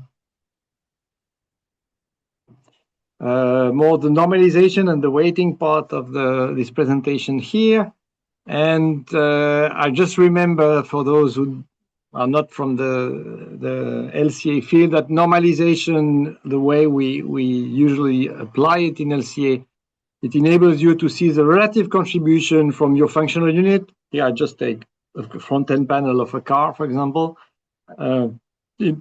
compared to the global annual impact per person in the world. And it's just to put in perspective and to see which of the impact category or in which of the impact category your product is contributing most compared to the overall impact.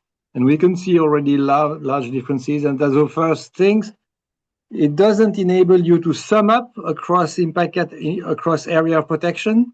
You can sum your DALI, you can sum your PDF here across impact category for the human health, for the ecosystem, for the socioeconomic impact. But even a normalized impact, if they have the same unit of person here, you cannot sum them up as such. You need the weighting, and that's where the weighting will come in perspective as Cecilia and Marco Sinelli and Cecilia Ashkam will present in a few minutes. So I will let, I think, Solène, who made the work, I would say that in terms of implementation, Martin, you've been doing a wonderful job for the midpoint you had and all endpoints. And then Solène and Eleanor have been working on the midpoint implementation and will present, and the normalization. So I'll let them present and we'll just intervene punctually. So Solène, you're on. Yes, can you hear me? And you tell me when I pass the slides, okay? Okay. Okay. Okay. Can you hear me? Yes, we can hear you. Okay, nice. Okay, so to calculate the normalization reference, as Olivier said, it's calculating the impact of the entire, like the global impact of the entire world. So for that, we need to build a global inventory of the emissions and the flows that have been used or emitted by the society. So the global inventory used is from 2018. And depending on the impact category, several sources has been used. So it was built mainly by Alexis Laurent. So for the climate change impact categories, it's based on the EDGAR database. For the ozone depletion, based on the WMO. Photochemical ozone formation and acidification and eutrophication. It's also based on the EDGAR database, so the latest version, the 8th. For eutrophication, both for marine and freshwater, it's based on the model from Boson et al., so the image model. For water use, it's the water gap, the latest one that has been launched this year. For land use, both for the ecosystem quality area of protection and the ecosystem services, it's mixed between the CGLS and the FAOStat. Then for the minerals, metals, and fossil fuels resource, it's based on two databases, the WMD and USGS, and then an average has been made between the two to have the maximum coverage possible. Then for the toxicity impacts and the ionizing radiation, it's a novel approach that has been done, and it's using the eco-invent inventory that is usually used to perform the background of the background inventory of LCAs. And this has been used to evaluate the amount of emissions of toxicity emissions and ionizing radiation. For macroplastics, it's the World Plastics Outlook reports that has been used. Then for the worker environment impacts, we will directly use the global burden, like the GBD data in DALIS to calculate the normalization reference. This has not been done yet because we just received the impact last week, the data last week. For the nutritional impact, so for now, so far the approach was to approximate the global damages to 0, because we expect to have more benefits than impacts from this impact category. However, we just also received an inventory, so we're going to make some tests to see if we can actually give some data about that, either just the benefits or either just the impacts or the sum of impacts and benefits. And for physical activity, for now, we also don't have an inventory, so probably we will not have a normalization reference for that. But this is also under discussion. Okay, Olivier, I think you can pass, except if you want to add something. Okay, so this is an overview of the global normalization reference. So it's basically all of the inventory multiplied by the characterization factors that Olivier presented earlier. So for the ecosystem area of protection, it's in fact divided into 3 realms or 3 types of ecosystems. So the freshwater, the marine, and the terrestrial. And then to assess them together, we can, since the units are in fractions, we cannot just sum the fractions, so we decided to put an equal weighting of 1/3 for each of them.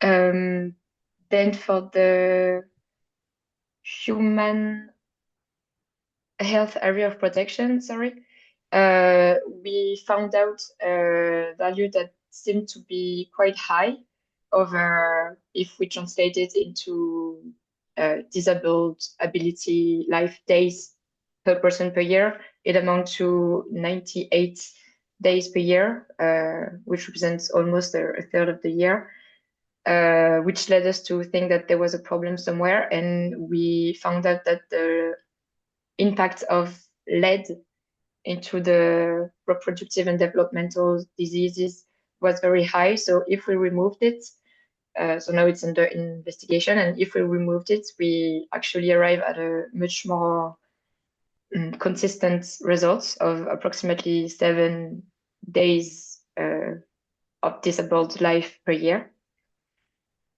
And finally, for the socioeconomics assets area of protection, we found out a result of approximately a bit less than $1,000 per person year. Okay, that was the overview, and now we can go a bit more into detail. So within the ecosystem quality, so this is the results separated between freshwater, terrestrial, and marine. For the freshwater ecosystem, the dominating impact is for now the ecotoxicity, which is the normalization reference is above 1, which lets us also to think that there is some mistakes. So now we are investigating this impact category in detail to see if what could be the issue and if it is an issue. But as Olivier said before, with toxicity there are huge uncertainties, so it could also just be because of the uncertainty.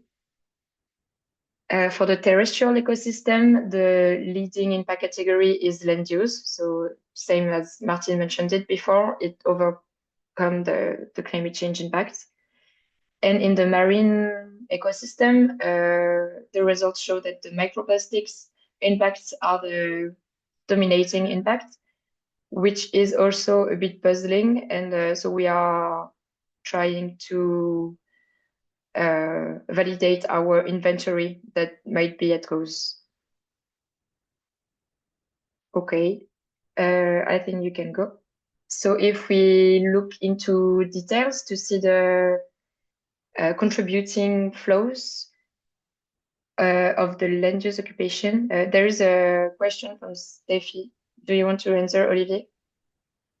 Let me look at the question. Go ahead with presenting the flow. Okay. So within the land use occupation, that amounts to about 0.3 PDF within the terrestrial ecosystem. The leading flows are the occupation of managed forests and pastoral meadows. That accounts for almost 90% of the impacts. Okay, you can. You can change the slide. Yeah. So just to add something, can you hear me? I think so. Yeah. Here, the absolute value, but that's where we need to be very careful. But a priori, that's where we should not exceed 1 PDF here, because we have in fact 0.328 PDF year per year of emission. So if we would be at steady state, you were saying, Steffi, we should be between 10 to 20%. We are at 32%. That's not, I mean, that's within the factor 2. I would say, because we are here at inventory, which are at country level and not the more detailed level. So the order of magnitude is here, I think, relatively correct. Steffi, you want to comment? We can have. Yeah, it just depends where you want to apply it to. So if we, for example, want to apply it in the Global Resources Outlook, this, can you hear me? Yes, we can hear you. Yep. Yeah, then this is a big problem. I mean, we cannot just simply say that within 1 year the species extinctions tripled by a factor of 4, which is not consistent with globally observed values, because we are changing the method from one to the other without making sure that we get plausible results. Yeah, but so I'm a bit provocative now, but that is a little bit the problem that I'm seeing. But if you want to do that, if you like, if you start to want to compare, not at the product level, but at an overall inventory, we need, in fact, to go at a high resolution. I think. Of course, we are at a high resolution, so that is exactly what we're doing. We're not at country resolution there. So already now we are at ecoregion resolution, because also ecologists told us that the pixel doesn't make sense because the uncertainties are too large. Maybe there's a dispute about this, but we are at the ecoregion level, and what we are seeing is we are getting consistent results at the moment. So now we would really like to change to GLAM, but if we are getting then values of 40% species going extinct. Yeah. So you can say this is not a problem, but I think that is a problem. No, but you have to see that this is a normalization based on country values.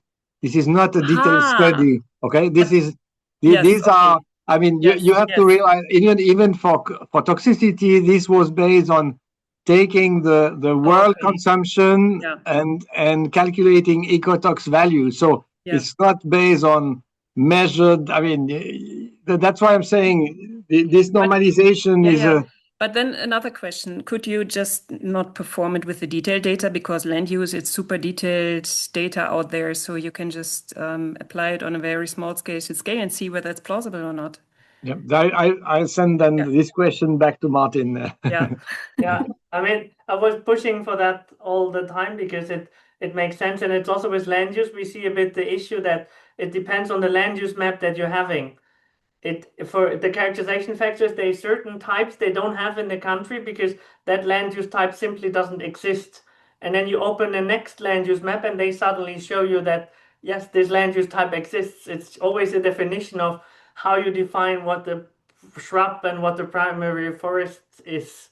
I mean, with the pixels, and it's so much depending on the land use map. So I would also push for having normalization at ecoregion level.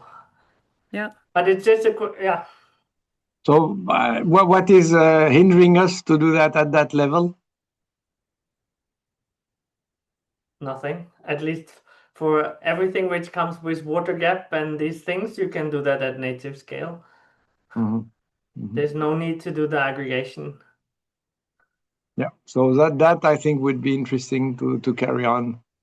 And then, I mean, in principle, if we have done the aggregation with at country level with the same resolution and inventory, global inventory that we use at the native resolution, the average of the country should reflect that. But I mean, the global average of the country should be calculated based on the native value. So we should find. I mean, it should be based on the total emission of the area for getting a country average. But of course, depending or the total land use of now, you need to be sure that you are using the same map and everything and emission to do that. Well, it would be just, I mean, for the normalization, I understand, but it would be super important to do this as a plausibility check on a smaller scale. On a small scale, okay, yeah. Thank you. That's a good point. Bob, you have a comment? No, yeah, actually, I want to echo the comment of Steffi. I think also last time we touched upon this, like what is exactly the meaning of PDF year per year? Because so we want to use it within Rabobank, which is a financial institution. And I mean, if you then say, well, we are accountable for more than 100% of the species loss each year, I mean, it doesn't make sense, right? So the number should be explainable to lay audience in a sense of like, and indeed, then you relate it to numbers that Steffi mentioned, like the biodiversity loss in the past decades is like this amount, and so yeah, and so I'm still struggling. Like what do those numbers mean? Should I present them at all, or should I just say, well, you should take them relative, sort of? I mean, yeah. So I would like to have clarity on this. Yeah. I think that, I mean, if we would try to do the global extinction of species, we would not go to any average. We would stay as we say. I think here the normalization is a trust test in a sense, but we have to see what was the data also for the inventory side with them. Okay. So I think that it shows they are primarily for relative comparison. That's for sure. I think we have to take one step back. It's potentially disparate fraction of species. I mean, it's a question with biodiversity always, when is that species going to get extinct, right? We're not, we don't know when this is happening. It's just showing, okay, this is the potential impact that we're having, but it's a question, with land use, will the species go extinct 2050, 2030, 2020? There is a time lag in which we can't see, right? It's more like, how far are we potentially pushing them? So this is why it's a relative indicator. I see that, but still, I mean, we have many years passed, and we know like how much biodiversity has been lost given the land use. So I for sure you can make sort of a guess what should be the rate of species extinction per year, and I would guess that unless you're saying, well, any land occupation we counted every year, even though it has been like converted once, but still we keep on counting this every year, then sort of it could make sense. But yeah, the logic is not entirely clear to me. Yeah, go ahead, Steffi. So just as a comment, so this is not every year, but it means that if it is in 1 year, then at steady state, this is what is getting extinct, right? Yeah. But that we are at 40%. If we look into the past, I mean, as you say, we can look into past time series. It's not plausible, even with a delayed effect. Yeah. So let's look at the data. I think we might redo on these land use, especially type. We could recalculate at the native resolution level. I mean, it starts with the fact here that occupation primary forest should have no impact, right? That already lowers it. Because if it's primary forest, it should not have any impact. That's absolutely. And if you have deforestation, then you should make sure that this is not counting into biodiversity. I mean, that this is counting into biodiversity loss and not lowering the impact of forestry. Many studies have done that wrongly. So these are the typical mistakes to avoid. Thank you for that.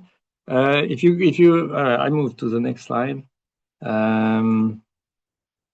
Okay, so here that's the example of freshwater ecotoxicity. So here the uncertainty on the inventory is a factor 10 on each of these number here for the species, the different contribution. So I think we have here primarily first a comparison element, which is interesting. It shows we can go back to the inventory. I mean, we can see the relative contribution. We don't need always to think of aggregation at this level. So also we have to consider that here the steady state matters because we see the heavy metals coming high. We have some chlorpyrifos, for example, here as a pesticide, or which is coming in the picture. But for heavy metal, we're surely not at steady state. So here we are. If you look in the fate modeling, we are accounting for the long-term effect of these metal, which are so we don't expect to see some of these impacts short term. Apart from the fact that I think they are too high. Simply the taking eco-invent is perhaps not the only basis to do that, but at least we see the consistency with that within our method. But for heavy metals, we surely not, because the impact of the heavy metal, especially for soil heavy metals like the zinc in soil, will take place over decades or more than that, centuries, in fact. So we might have impact which could be higher than what we are seeing now because we're not at steady state. Martin? We get into this discussion, why are these values so high? I mean, we've seen that it was microplastic and ecotoxicity, which are now so high. And these are the only two characterization factors where we had to remove this cubic meter from the characterization factor. So for me, it's a question here, is that where the uncertainty lies in that one? Because this is what is standing out for me. All the others don't have it. Here we had the compartment size included, and these are the two ones that show up with high impact. But very clearly here, if we start to go to the normalization and want to compare to the absolute value, we need a spatialized model, and that's what we are working in. We are working on a U-stock geo model, which would have 400,000 cells in the background, and to do this sort of assessment. Here you have to think we have a global continental compartment. So I say that's why I was saying in this sort of global method, where the aim was to compare 5,000 substances and their relative impact, which is the primary aim to the contribution. We have to be careful on the accuracy we can reach in that case, which will lead me. I will see consequences on the weighting across the different impact category in a minute for that. Okay, perhaps human health. Solène, you continue. Yes. So within the human health area of protection, so those are the results when we exclude the problem that we have spotted on the lead. And so the climate change this time is the impact category, with the being the main contributor. Yeah, and then particulate matter, water consumption, and toxicity are within the same order of magnitude. Okay. Yes. So I can perhaps go on that. So that's where we were seeing here the lead was based on the data for reproductive developmental, and give an impact which is not realistic on its own. On the other side, identify lead as the highest impact is not surprising, because that's, if you take the GBD, that's what we are seeing here. But we are looking in more detail than at the value, and here we have relatively good values. One difficulty with lead is the intake. This is based on intake of lead via soil pathway. The intake of lead is complex because it's stored in the bones and contribute. It's really when the free part of the intake, which can be mobilized in the stone in the bones, but can be, for example, released when a mother has her baby.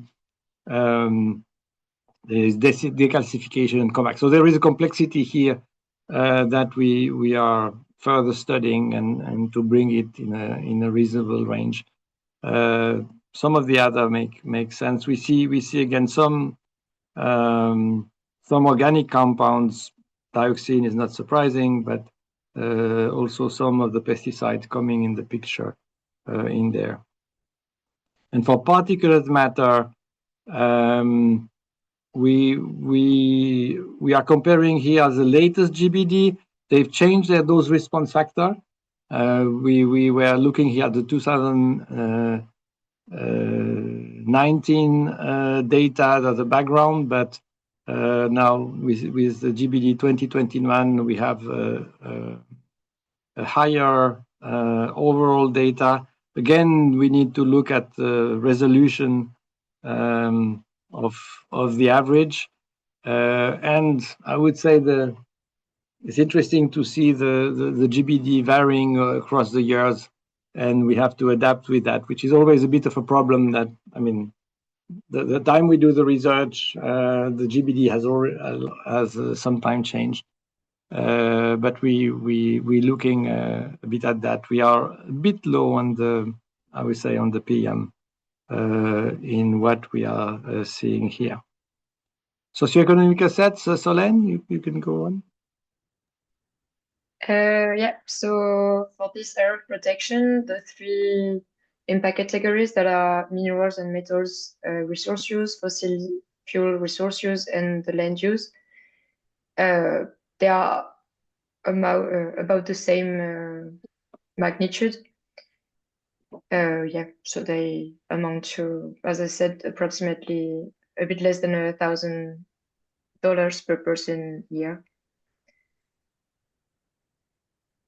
That's what I have to say about this one, I think. Yeah. So I think the two I was here, the minerals were relatively low as a whole with the hypothesis made. The fossil are contributing, and then the land use impact on the ecosystem services. I think that was mostly through the soil organic carbon. If we have that. Perhaps any more question on the normalization directly, if we take them?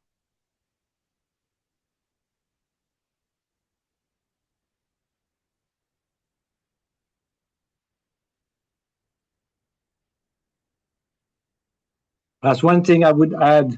The work on normalization that Alexis Laurent is leading is also we will be able to compare different impact assessment methods, be it like recipe or impact well plus or LC impact or other like Tracy that we can having the same normalization background inventory applied to the different method. That will be very interesting to look at, and we should have that hopefully within a month and a half or something like that. There. I look at that.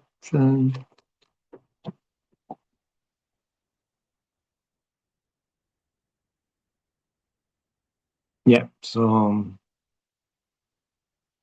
Alexis, you had I see you have a comment on the chat. You want to make a oral complement? Well, not really. Just to it was just sort of a reply to Steffi that the comparison is difficult. I think because I think the value you're referring to, Steffi, is it's the annual impact, while what we calculate with normalization references is a cumulative impact over, I don't know, 100 years or more from 1 year of emissions or resource use. So it's difficult to compare because of this time perspective. We see the problem from different time angles. Yeah. Alexis, I don't really understand that for land use. Can you explain, did you take the land use of 1 year there, or did you take the accumulated land use over 100 years? So the land use, it's a land use over 1 year in 2018. Yeah. But then we have the cumulative impact. Why accumulated? Sorry, in which sense?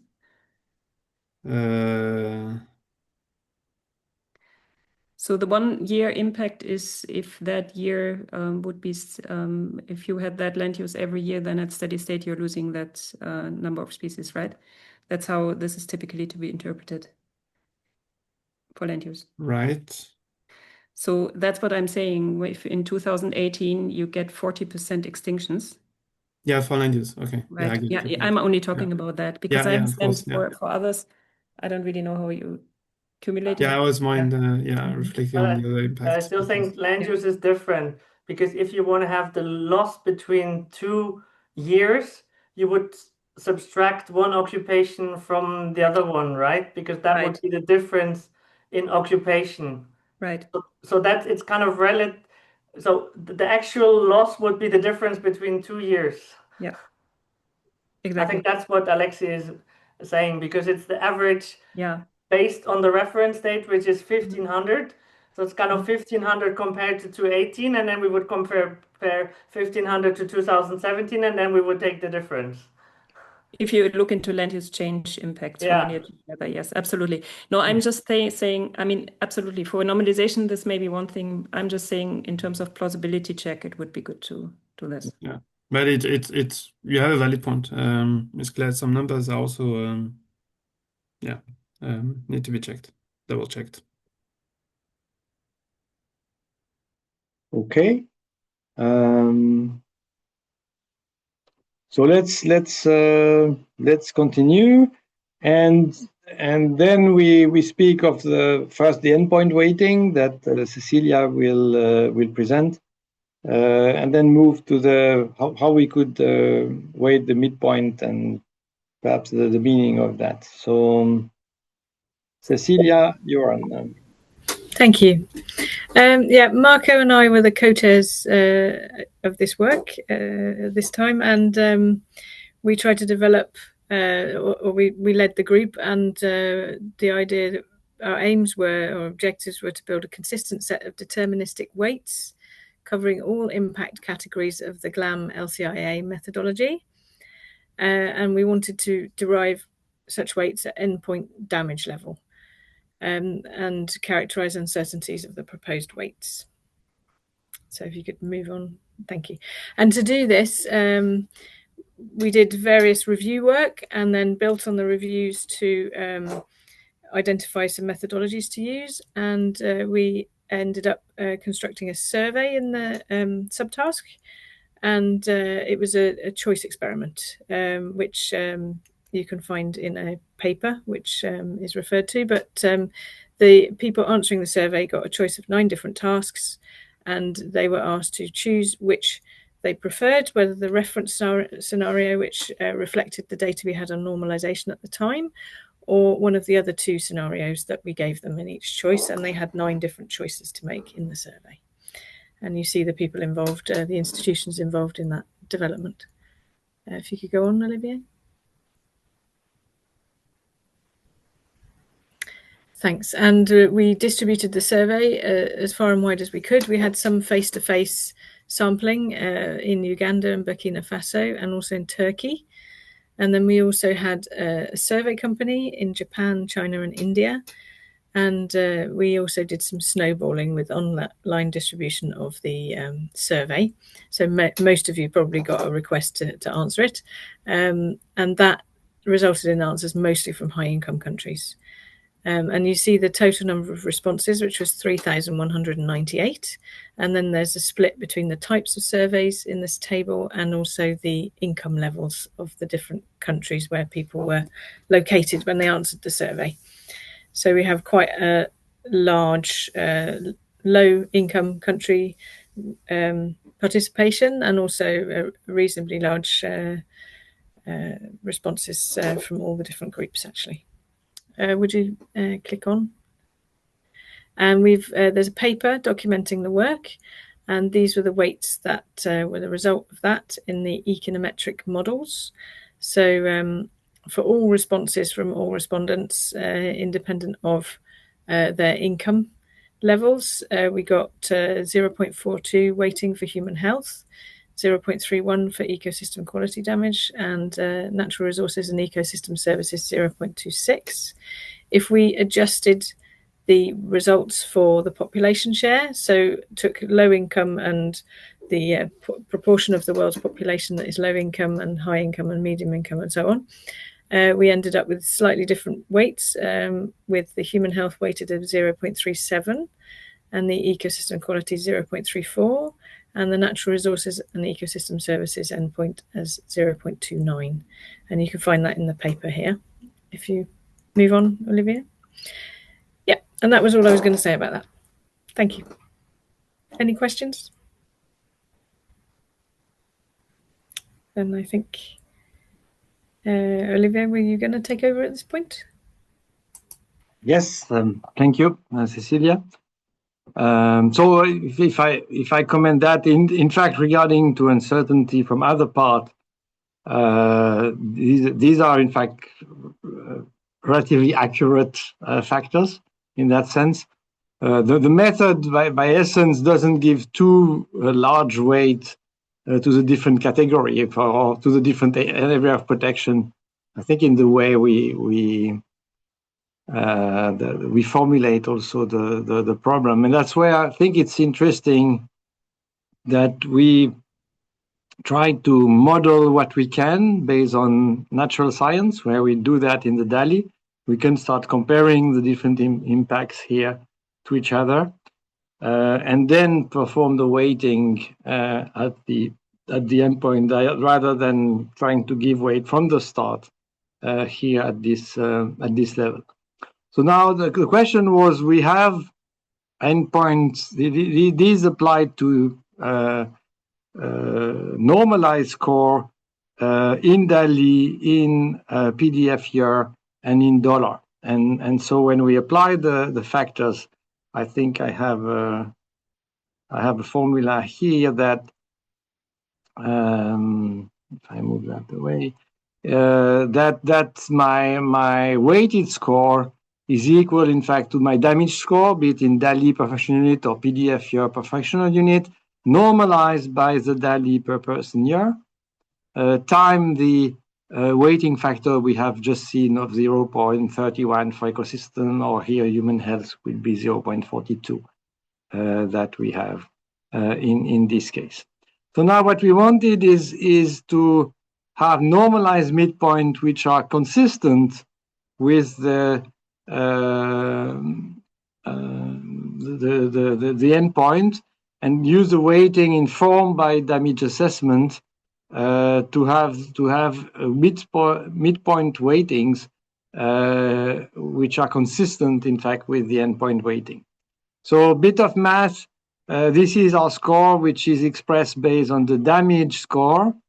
But the damage score can be expressed as a midpoint impact score, category specific, time sort of an average midpoint to damage factor, okay, which would be, so this would be here the kilo CO2 equivalent, WP100 per functional unit, and here we would have an average DALI per kilo CO2 equivalent in that case. So if we introduce this in there, okay, and we calculate our midpoint factor as the ratio of the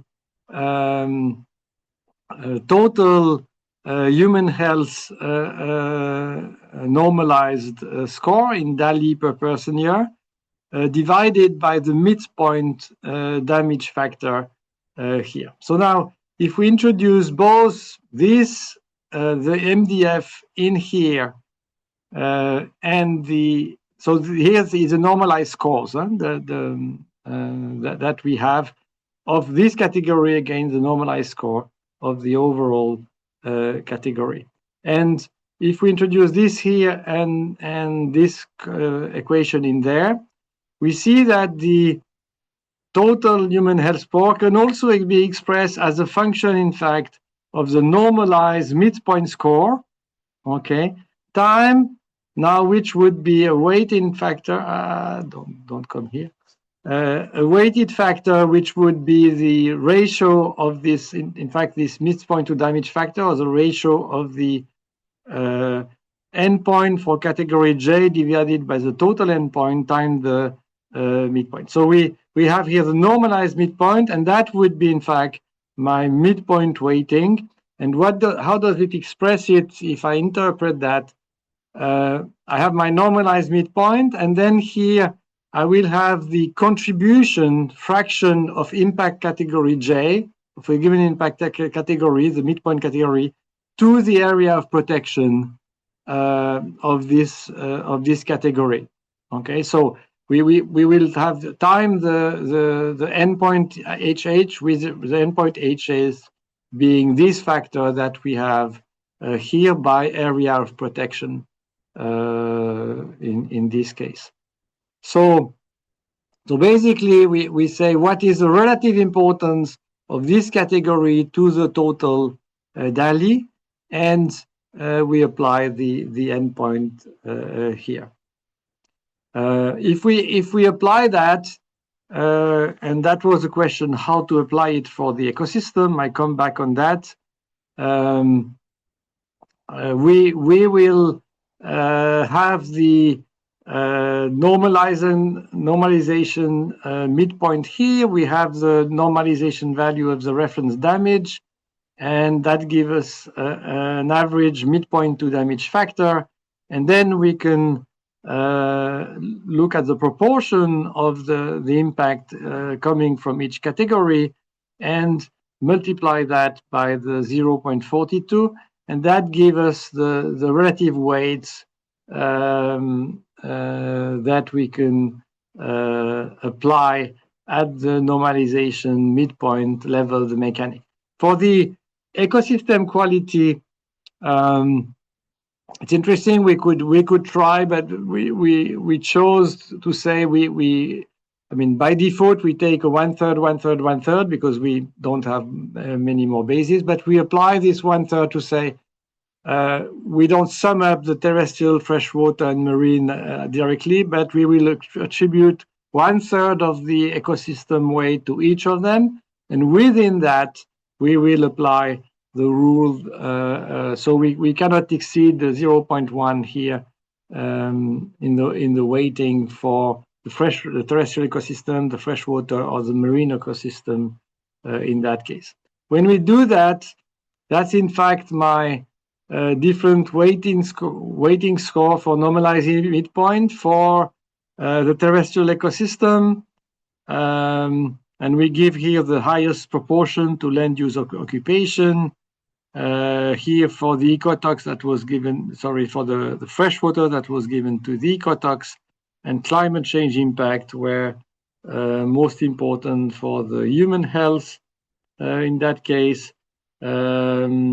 For the SEA, the socioeconomic impact, we had here the soil organic carbon was dominant together with the groundwater occupation, and for the fossil energy, we had the fossil dominating this part here.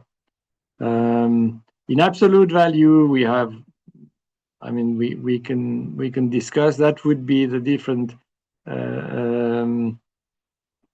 weighting factor that we are obtaining, and this way they range on several order of magnitude. I would say that I like this interpretation in the sense that we could, in a sense, correct if we see that we have overestimated in one or the other. There is a leeway also for interpreting what we see here in practice here. So any question on this weighting part or comment? Yeah, François? Yes. Sorry, I don't think that my camera. You're on. I mean, not your webcam, but yes. Yeah, I think the camera was lagging, but it's no. Yeah. So maybe to better understand, for some of the impact categories, you don't have a normalization score, so you won't have it won't be included in the ponderation for the midpoint to single score because you don't have a way to include it. Yeah, I think the category where we will not have, or we will not voluntarily include, are the other one which are beneficial, because by definition our normalization flow so far we're considering not are based on what is the fraction of the total impact, that total detrimental impact that we have. Okay, so that's mostly we can calculate the magnitude of the total impact, but for example, with nutrition, that will be the difference of two large number. One, the impact of the detrimental processed meat, sweetened beverages, red meat, etc. Minus, in fact, we have a large impact on or large benefits, and on most countries we are in fact slightly beneficial, but it was a difference of two numbers. So here, if you like, in the tradition of environmental impact, we would not try to get a net impact of two numbers for that. Okay. Okay, I don't. Yeah, no, I understand. So maybe another question, because I think it's mixed up in my mind, all the aspects. So you showed before that there is no always a correlation between the midpoint and the endpoint characterization factor for the same category. So in this way, the way of coming back to midpoint to do weighting, I mean, in my mind, it doesn't make sense to go back to midpoint to do the normalization, especially in the case there is no direct correlation between the midpoint and the endpoint. Because in this case, it's not the same weighting that will be at the endpoint that at the midpoint. Yeah, the place where it's really questionable is aware, I think. But for climate change, you also show that there is no direct correlation for some of the correlation is the correlation is pretty good at the climate change level. Okay, we have, if you like, when you look between substances and so on, there is a really relatively good correlation. When I was showing that the correlation was not good, it's on in aware for aware. So and if you do the midpoint for aware, you need to sum up, in fact, the impact on ecosystem and the impact on human health of the impact category, because it's a category which contributes to both impact. Same way with climate change, we have, in fact, a summation of impact on, for ecosystem, we have the marine, the freshwater, and the ecosystem there. So I think for aware, it's so far what we have done here, we have used the endpoint relative importance of the endpoint to also use it as a relative importance for the midpoint category. But our recommendation is rather to use the endpoint results. But I think some people want to do at midpoint. What we show we could be consistent with that. But if you look at the formula, when we look, if you use that this ratio, in fact, at the endpoint level for a category like aware, you're using the fraction of the human health impact due to water at the endpoint to weight the midpoint. So it's, if you like, it's consistent with the different inventory flow we can have here and here, but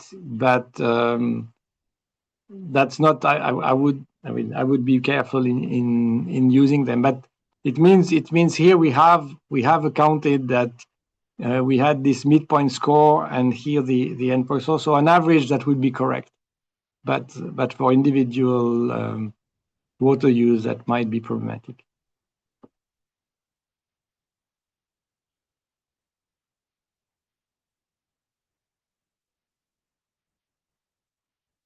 Other question or comment?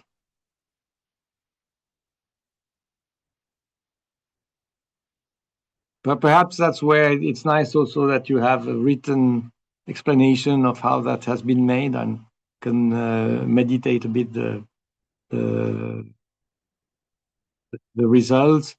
But at least it's made the same way across all impact category with this approach, and then we could add some judgment on that.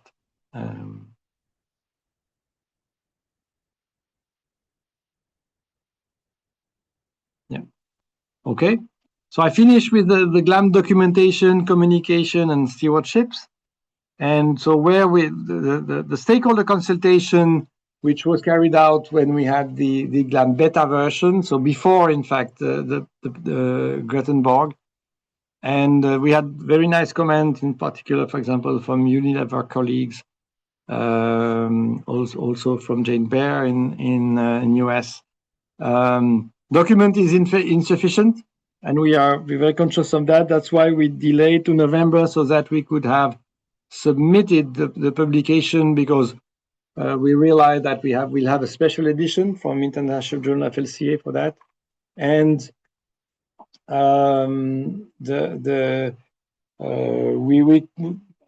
we cannot distribute the paper before we have submitted it. That's not good practice. And in addition, some of the reviewer might be in the people who receive. So we want them to receive first from the International Journal SCA before we distribute it on our own. We need the comparison with other existing method, and that's what we'll do at the normalization level. We'll provide that. And need for further testing. And here I really think for the further testing, to be realistic, to test it, we need to have it in the software, in the mostly used software.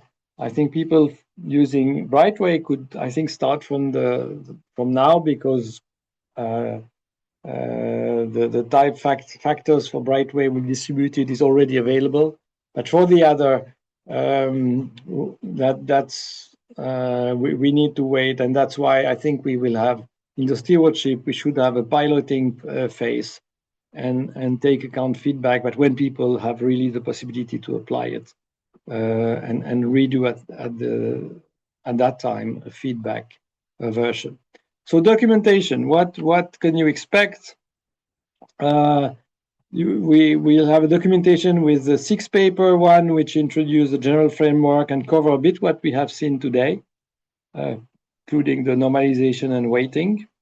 Then we'll have one on impact on human health, ecosystem quality, natural resources, and ecosystem services, and a paper with Martin as first author, and perhaps contribution also, especially of Solène and Eleanor, on the GLAM implementation here. So these are, I can just show you how they look, and I take the human health paper. Let me just open it.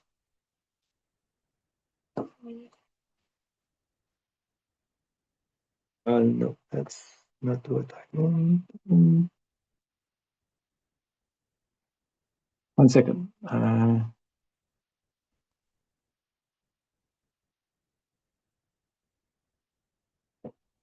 Okay.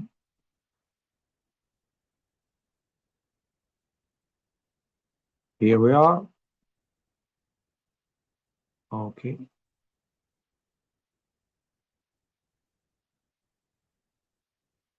Sorry, I have problem with that. Here we are. So that I just show you shortly here, but this will be the human health paper. These are the author here are those who have contributed to one or several impact categories to the development. So that would be the main people responsible to deliver the factors here. So we'll have a general introduction on what has been done, what was the consensus building project here, consensus building process. And then we have the human health midpoint explaining and damage metric, explaining that we work with DALI and the rationale for them, how we build up usually impact score in a way, and considered impact category for human health. And then we will look at, I have a table summarize the different impact category indicators, and then we go to the individual categories. And climate change have the different impact pathway, health effects, have this is the figure I showed you, which will be impact pathway for climate change, how it was done, where's the midpoint, where is the endpoint category. Then what are the detailed sources it has been, but a bit at a high level, okay, and resulting characterization factor, a figure of that. I can show one for another, and then we move to the next impact category. But in the background, in addition, you have an appendix to these factors, and I just need to find that. which give you further detail on that. And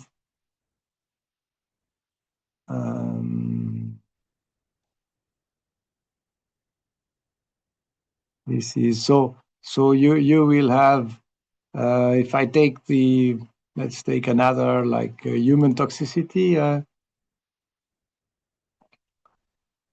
So if we take the background document, you have, in fact, for each impact category, separate supporting information, which will provide further detail and describe the impact pathway, go further in the calculation procedure here. This is for the tox part.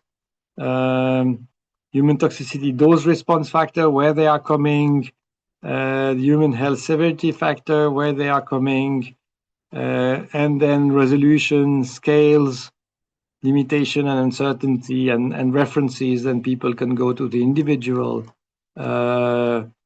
publication. But you can see that, in fact, behind all this work, there is just for the immune toxicity 22 publication of background. So it's a huge work, but this will help to provide, if you like, a first summary overview of what is done, while giving also all the background sources for people who want to go back to it, but without having to go to these background sources to understand the principle. So that's what we are foreseeing. And so we have listed here these background sources by impact category, which are the main sources that people can refer to, indicating what we have. For example, we just have one for the mouthing exposure model for toys, or this is for the direct exposure from chemical in products, where it really matters, for example, just to take one example among others. Okay, so that's, and you have the same for ecosystem quality, with like 100 pages of supporting information to get it detailed. And for the natural resources and ecosystem services, we will have that. So I would say people get here a good introduction, and if they really want to understand at the very detailed level what is made, then they will have to go to the publication. But I think should have enough information to be able to use this factor. I would call it like that, without having to go in all detail above that. Now, one more point for communication factor. A priori, the midpoint can be communicated in case of deaths per kilo precursor, or so the score, it will be in kilo per death per functional unit, cases of death per functional unit, or endpoint in DALI per functional unit, based on these CF, which are there. We will offer, in addition, a list of substances equivalent. I'm not sure if we had that on this slide. We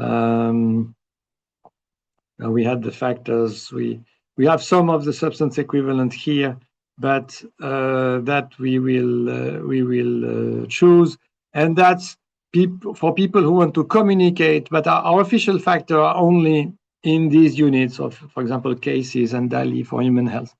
But for people who want to communicate in other way, we could have in kilo PM 2.5, for example, equivalent, global average equivalent, and we will provide the number to do so that people, if they do that, they do it in a consistent way with the present method, and don't invent their own way or own reference substance if it's communication.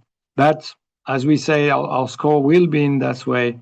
For communication, not every company likes to say that the case of death per their functional unit, and it's also okay because the reference substance is really, we are in a relative, our characterization factor are mostly relative factor for comparison.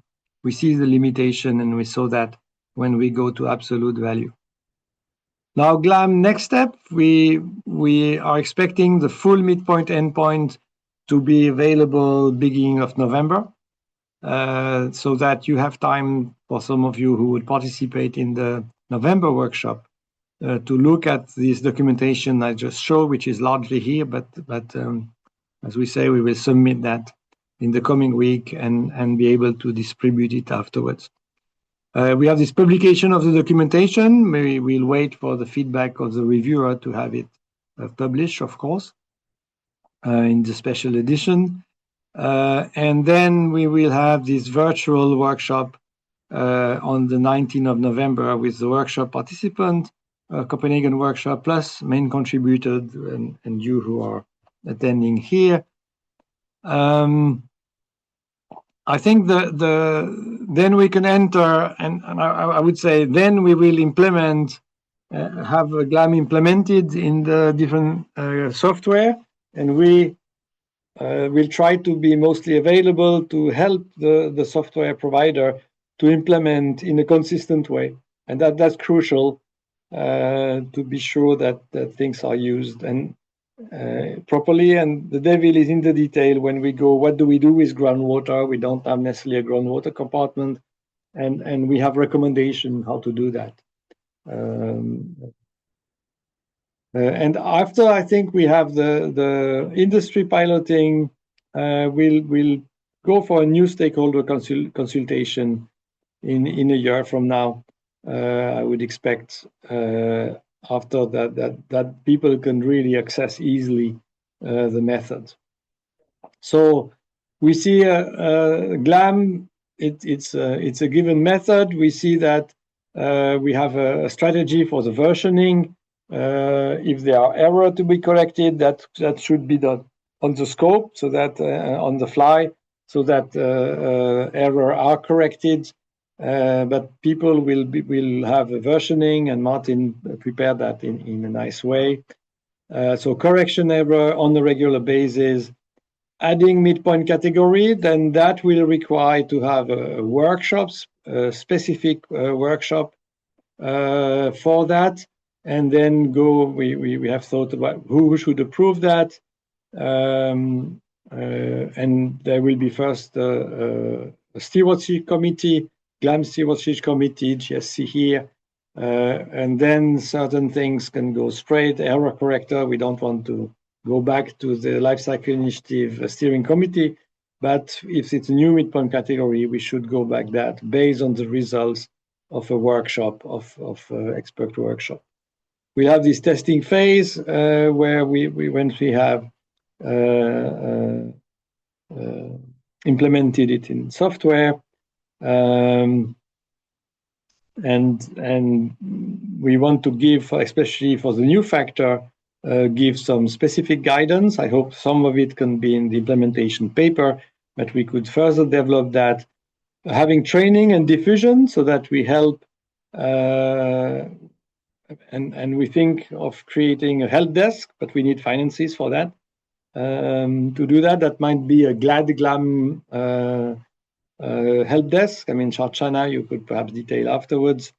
And then we have a process for integration and new impact category. We see that often the timeline for that is like a 3 years time between if we have to scope it, we need, for example, to scope it. Noise would be already scoped because we had done the scoping, but we didn't have the resources to develop it. But some other category, we really need a scoping phase plus, so which can typically take the duration of a PhD to be there. So we have this GLAM already scope work. If now, for example, we know that we would like to arrive to 100,000 substances using machine learning, this has been scoped already in the Valencia workshop. Once we have done this work and we could look at different groups which are working on that. That doesn't need, if you like, that needs to a specific workshop to present what has been done, endorse it, and then that could be integrated, whereas a new impact category will be more. a new method, I mean, comprehensive methodological change, you would restart the whole process. And we've seen our process took 5 years. So I would expect that we have changes in the next 5 years, which are like that. And then perhaps the work, and there will not be in the picture for a new method, probably because of my age. But we to really refine and arrive to a GLAM really 2 method, which could be substantially improved as our field is improving quickly with time. So that bit that the problem, the scope of how we see it in the future, we have not finally. I mean, we would finalize a stewardship plan based on this line that we have here. Okay, I mean, thank you. Feedback on this part of weighting and documentation. What would you like in addition to what we have already foreseen? The floor is yours, Archana. You want perhaps to complement, and perhaps you can handle the discussion. Many thanks, Olivier, and for doing this workshop, and for everyone involved in the development of the GLAM method. We have some of the co-chairs and authors here, so thank you, everyone. In addition to Olivier, who's been leading from the front and advancing on these discussions. I see a comment in the chat, and I think it builds up from what Francois was saying earlier in the workshop. Requesting us to provide a user manual. And this is a conversation that we've already started in the GLAM group. We've, in fact, with Olivier, Peter, we were having a conversation about 2 weeks ago, and this was something which was already discussed, that there is a need for such a user manual. This may not be available immediately, but we have this in mind, and hopefully in the testing phase, once the method has been implemented in the softwares and provided how much we are able to fundraise for the big stewardship plan that we've shared with you all. This is certainly one of the things that we plan to work on in the next phases. I hope that answers your question, Ozge, and happy to hear from others also in terms of if you have any additional feedback, in terms of if you have anything else that we should be looking at, more specifically in preparation to the workshop on the 19th, because that is when we are going to I would not say, I'm not sure if we can say approved, because this is an evolving method, right? We have prepared something with the scientific inputs and with the inputs of all of you involved during the consultations. And with that, with that broad agreement, I think, which we can achieve on the 19th, we will go ahead and implement the method in software, so that it can then be tested, and if there are errors, it can be corrected. So that's, I think, the way forward for us now. Yeah, and perhaps just on the approval side, as I presented, it has been, the consensus has been already from the start, where we approved, in a sense, what are the big guidelines. So we cannot say at the end, okay, I mean, we could say, are we according to the plan which was made consistently? But we cannot restart from scratch.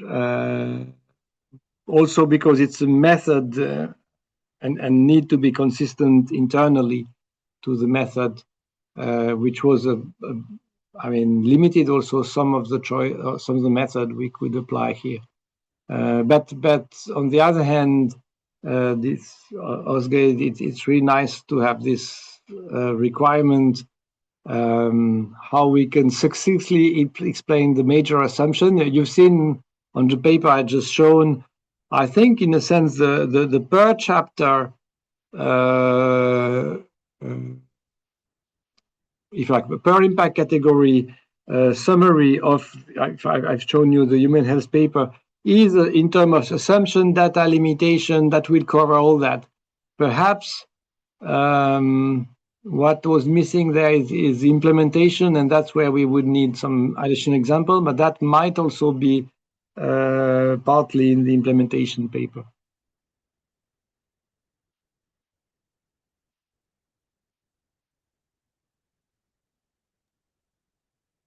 Great. Yes. Thanks, Olivia, for additional inputs. And then there is another question in the chat in terms of what are the expectations regarding the input feedback on the workshop on 19th November. I think it's essentially more or less the same. I think by that time we want that we make all the participants of the workshop, we provide them with the papers at least 2 weeks before the 19th November workshop. So you've had a chance to go through the detailed documentation. And if you have any additional feedback inputs, these can be covered during the workshop on the 19th itself. Today's workshop, initially we had envisaged that the work that we are going to do on 19th, we were planning to do it today. But then, as Olivia mentioned in the beginning of the call, it was more appropriate for us to submit the papers to the journal first before sharing and circulating it to outside stakeholders. So that's why we've decided that we will postpone the workshop that we were planning to do today to next date. But then in turn, we wanted to use this opportunity to also, as you have seen, there are these additional stakeholders who have been involved with UNEP's work in different parts of the house, who were maybe not as actively involved as in the previous discussion. So we thought we'll focus today's conversation on updating these new stakeholders who've been providing their active contribution. Let's say a lot of IRP panel members, the International Resource Panel members, are here today with us, and they've provided us with additional feedback. So that's why we continued with today's workshop, to bring in these additional stakeholders and have their inputs before the workshop on the 19th November.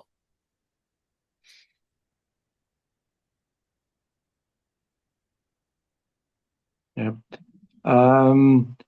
Perhaps when we will, sorry, I could stop my sharing anyway. Perhaps what we could also have is if you have specific points you would like to be addressed on the 19th of November, once you've seen the documentation, I think you could write us, when I say us, would be perhaps Archana and me, to tell, okay, we would be interested to address this or this point more specifically. We have a series of points which were raised earlier that we will address. We have certainly the midpoint method. I shall discuss a bit more the principle that we have and how we have applied them. If there are more comments, because that was not discussed really earlier in the consensus page, but we perhaps not will come back on all points there. But if you have some specific points of discussion, we could also prepare some answers there, but then enlarge the discussion there. So if you, we're interested. We've seen the points you have raised, also some of the points you raised in the consultation, or we'll show how we have addressed it. For example, the midpoint, we've seen that within 1 year we developed the different midpoint characterization factor, which that was thanks to Solène and Eleanor, who could really work on it, which is great. Any other comment, discussion?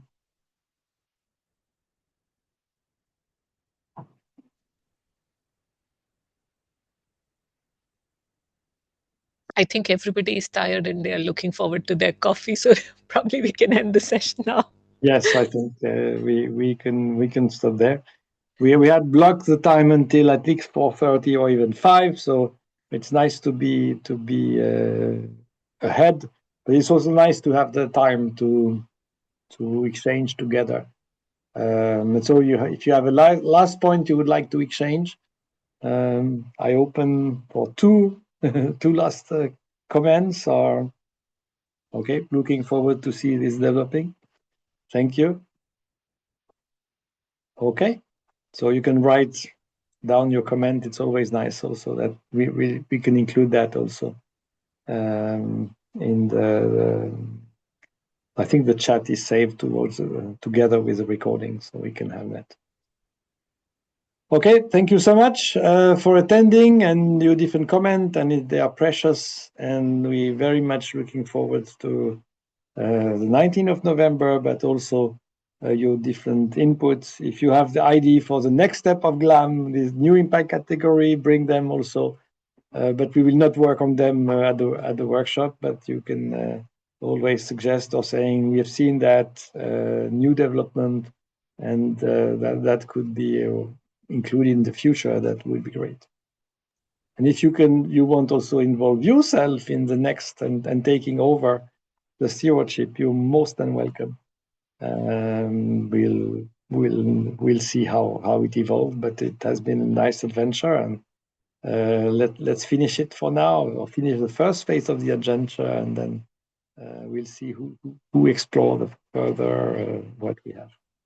Thank you so much, and have a great evening.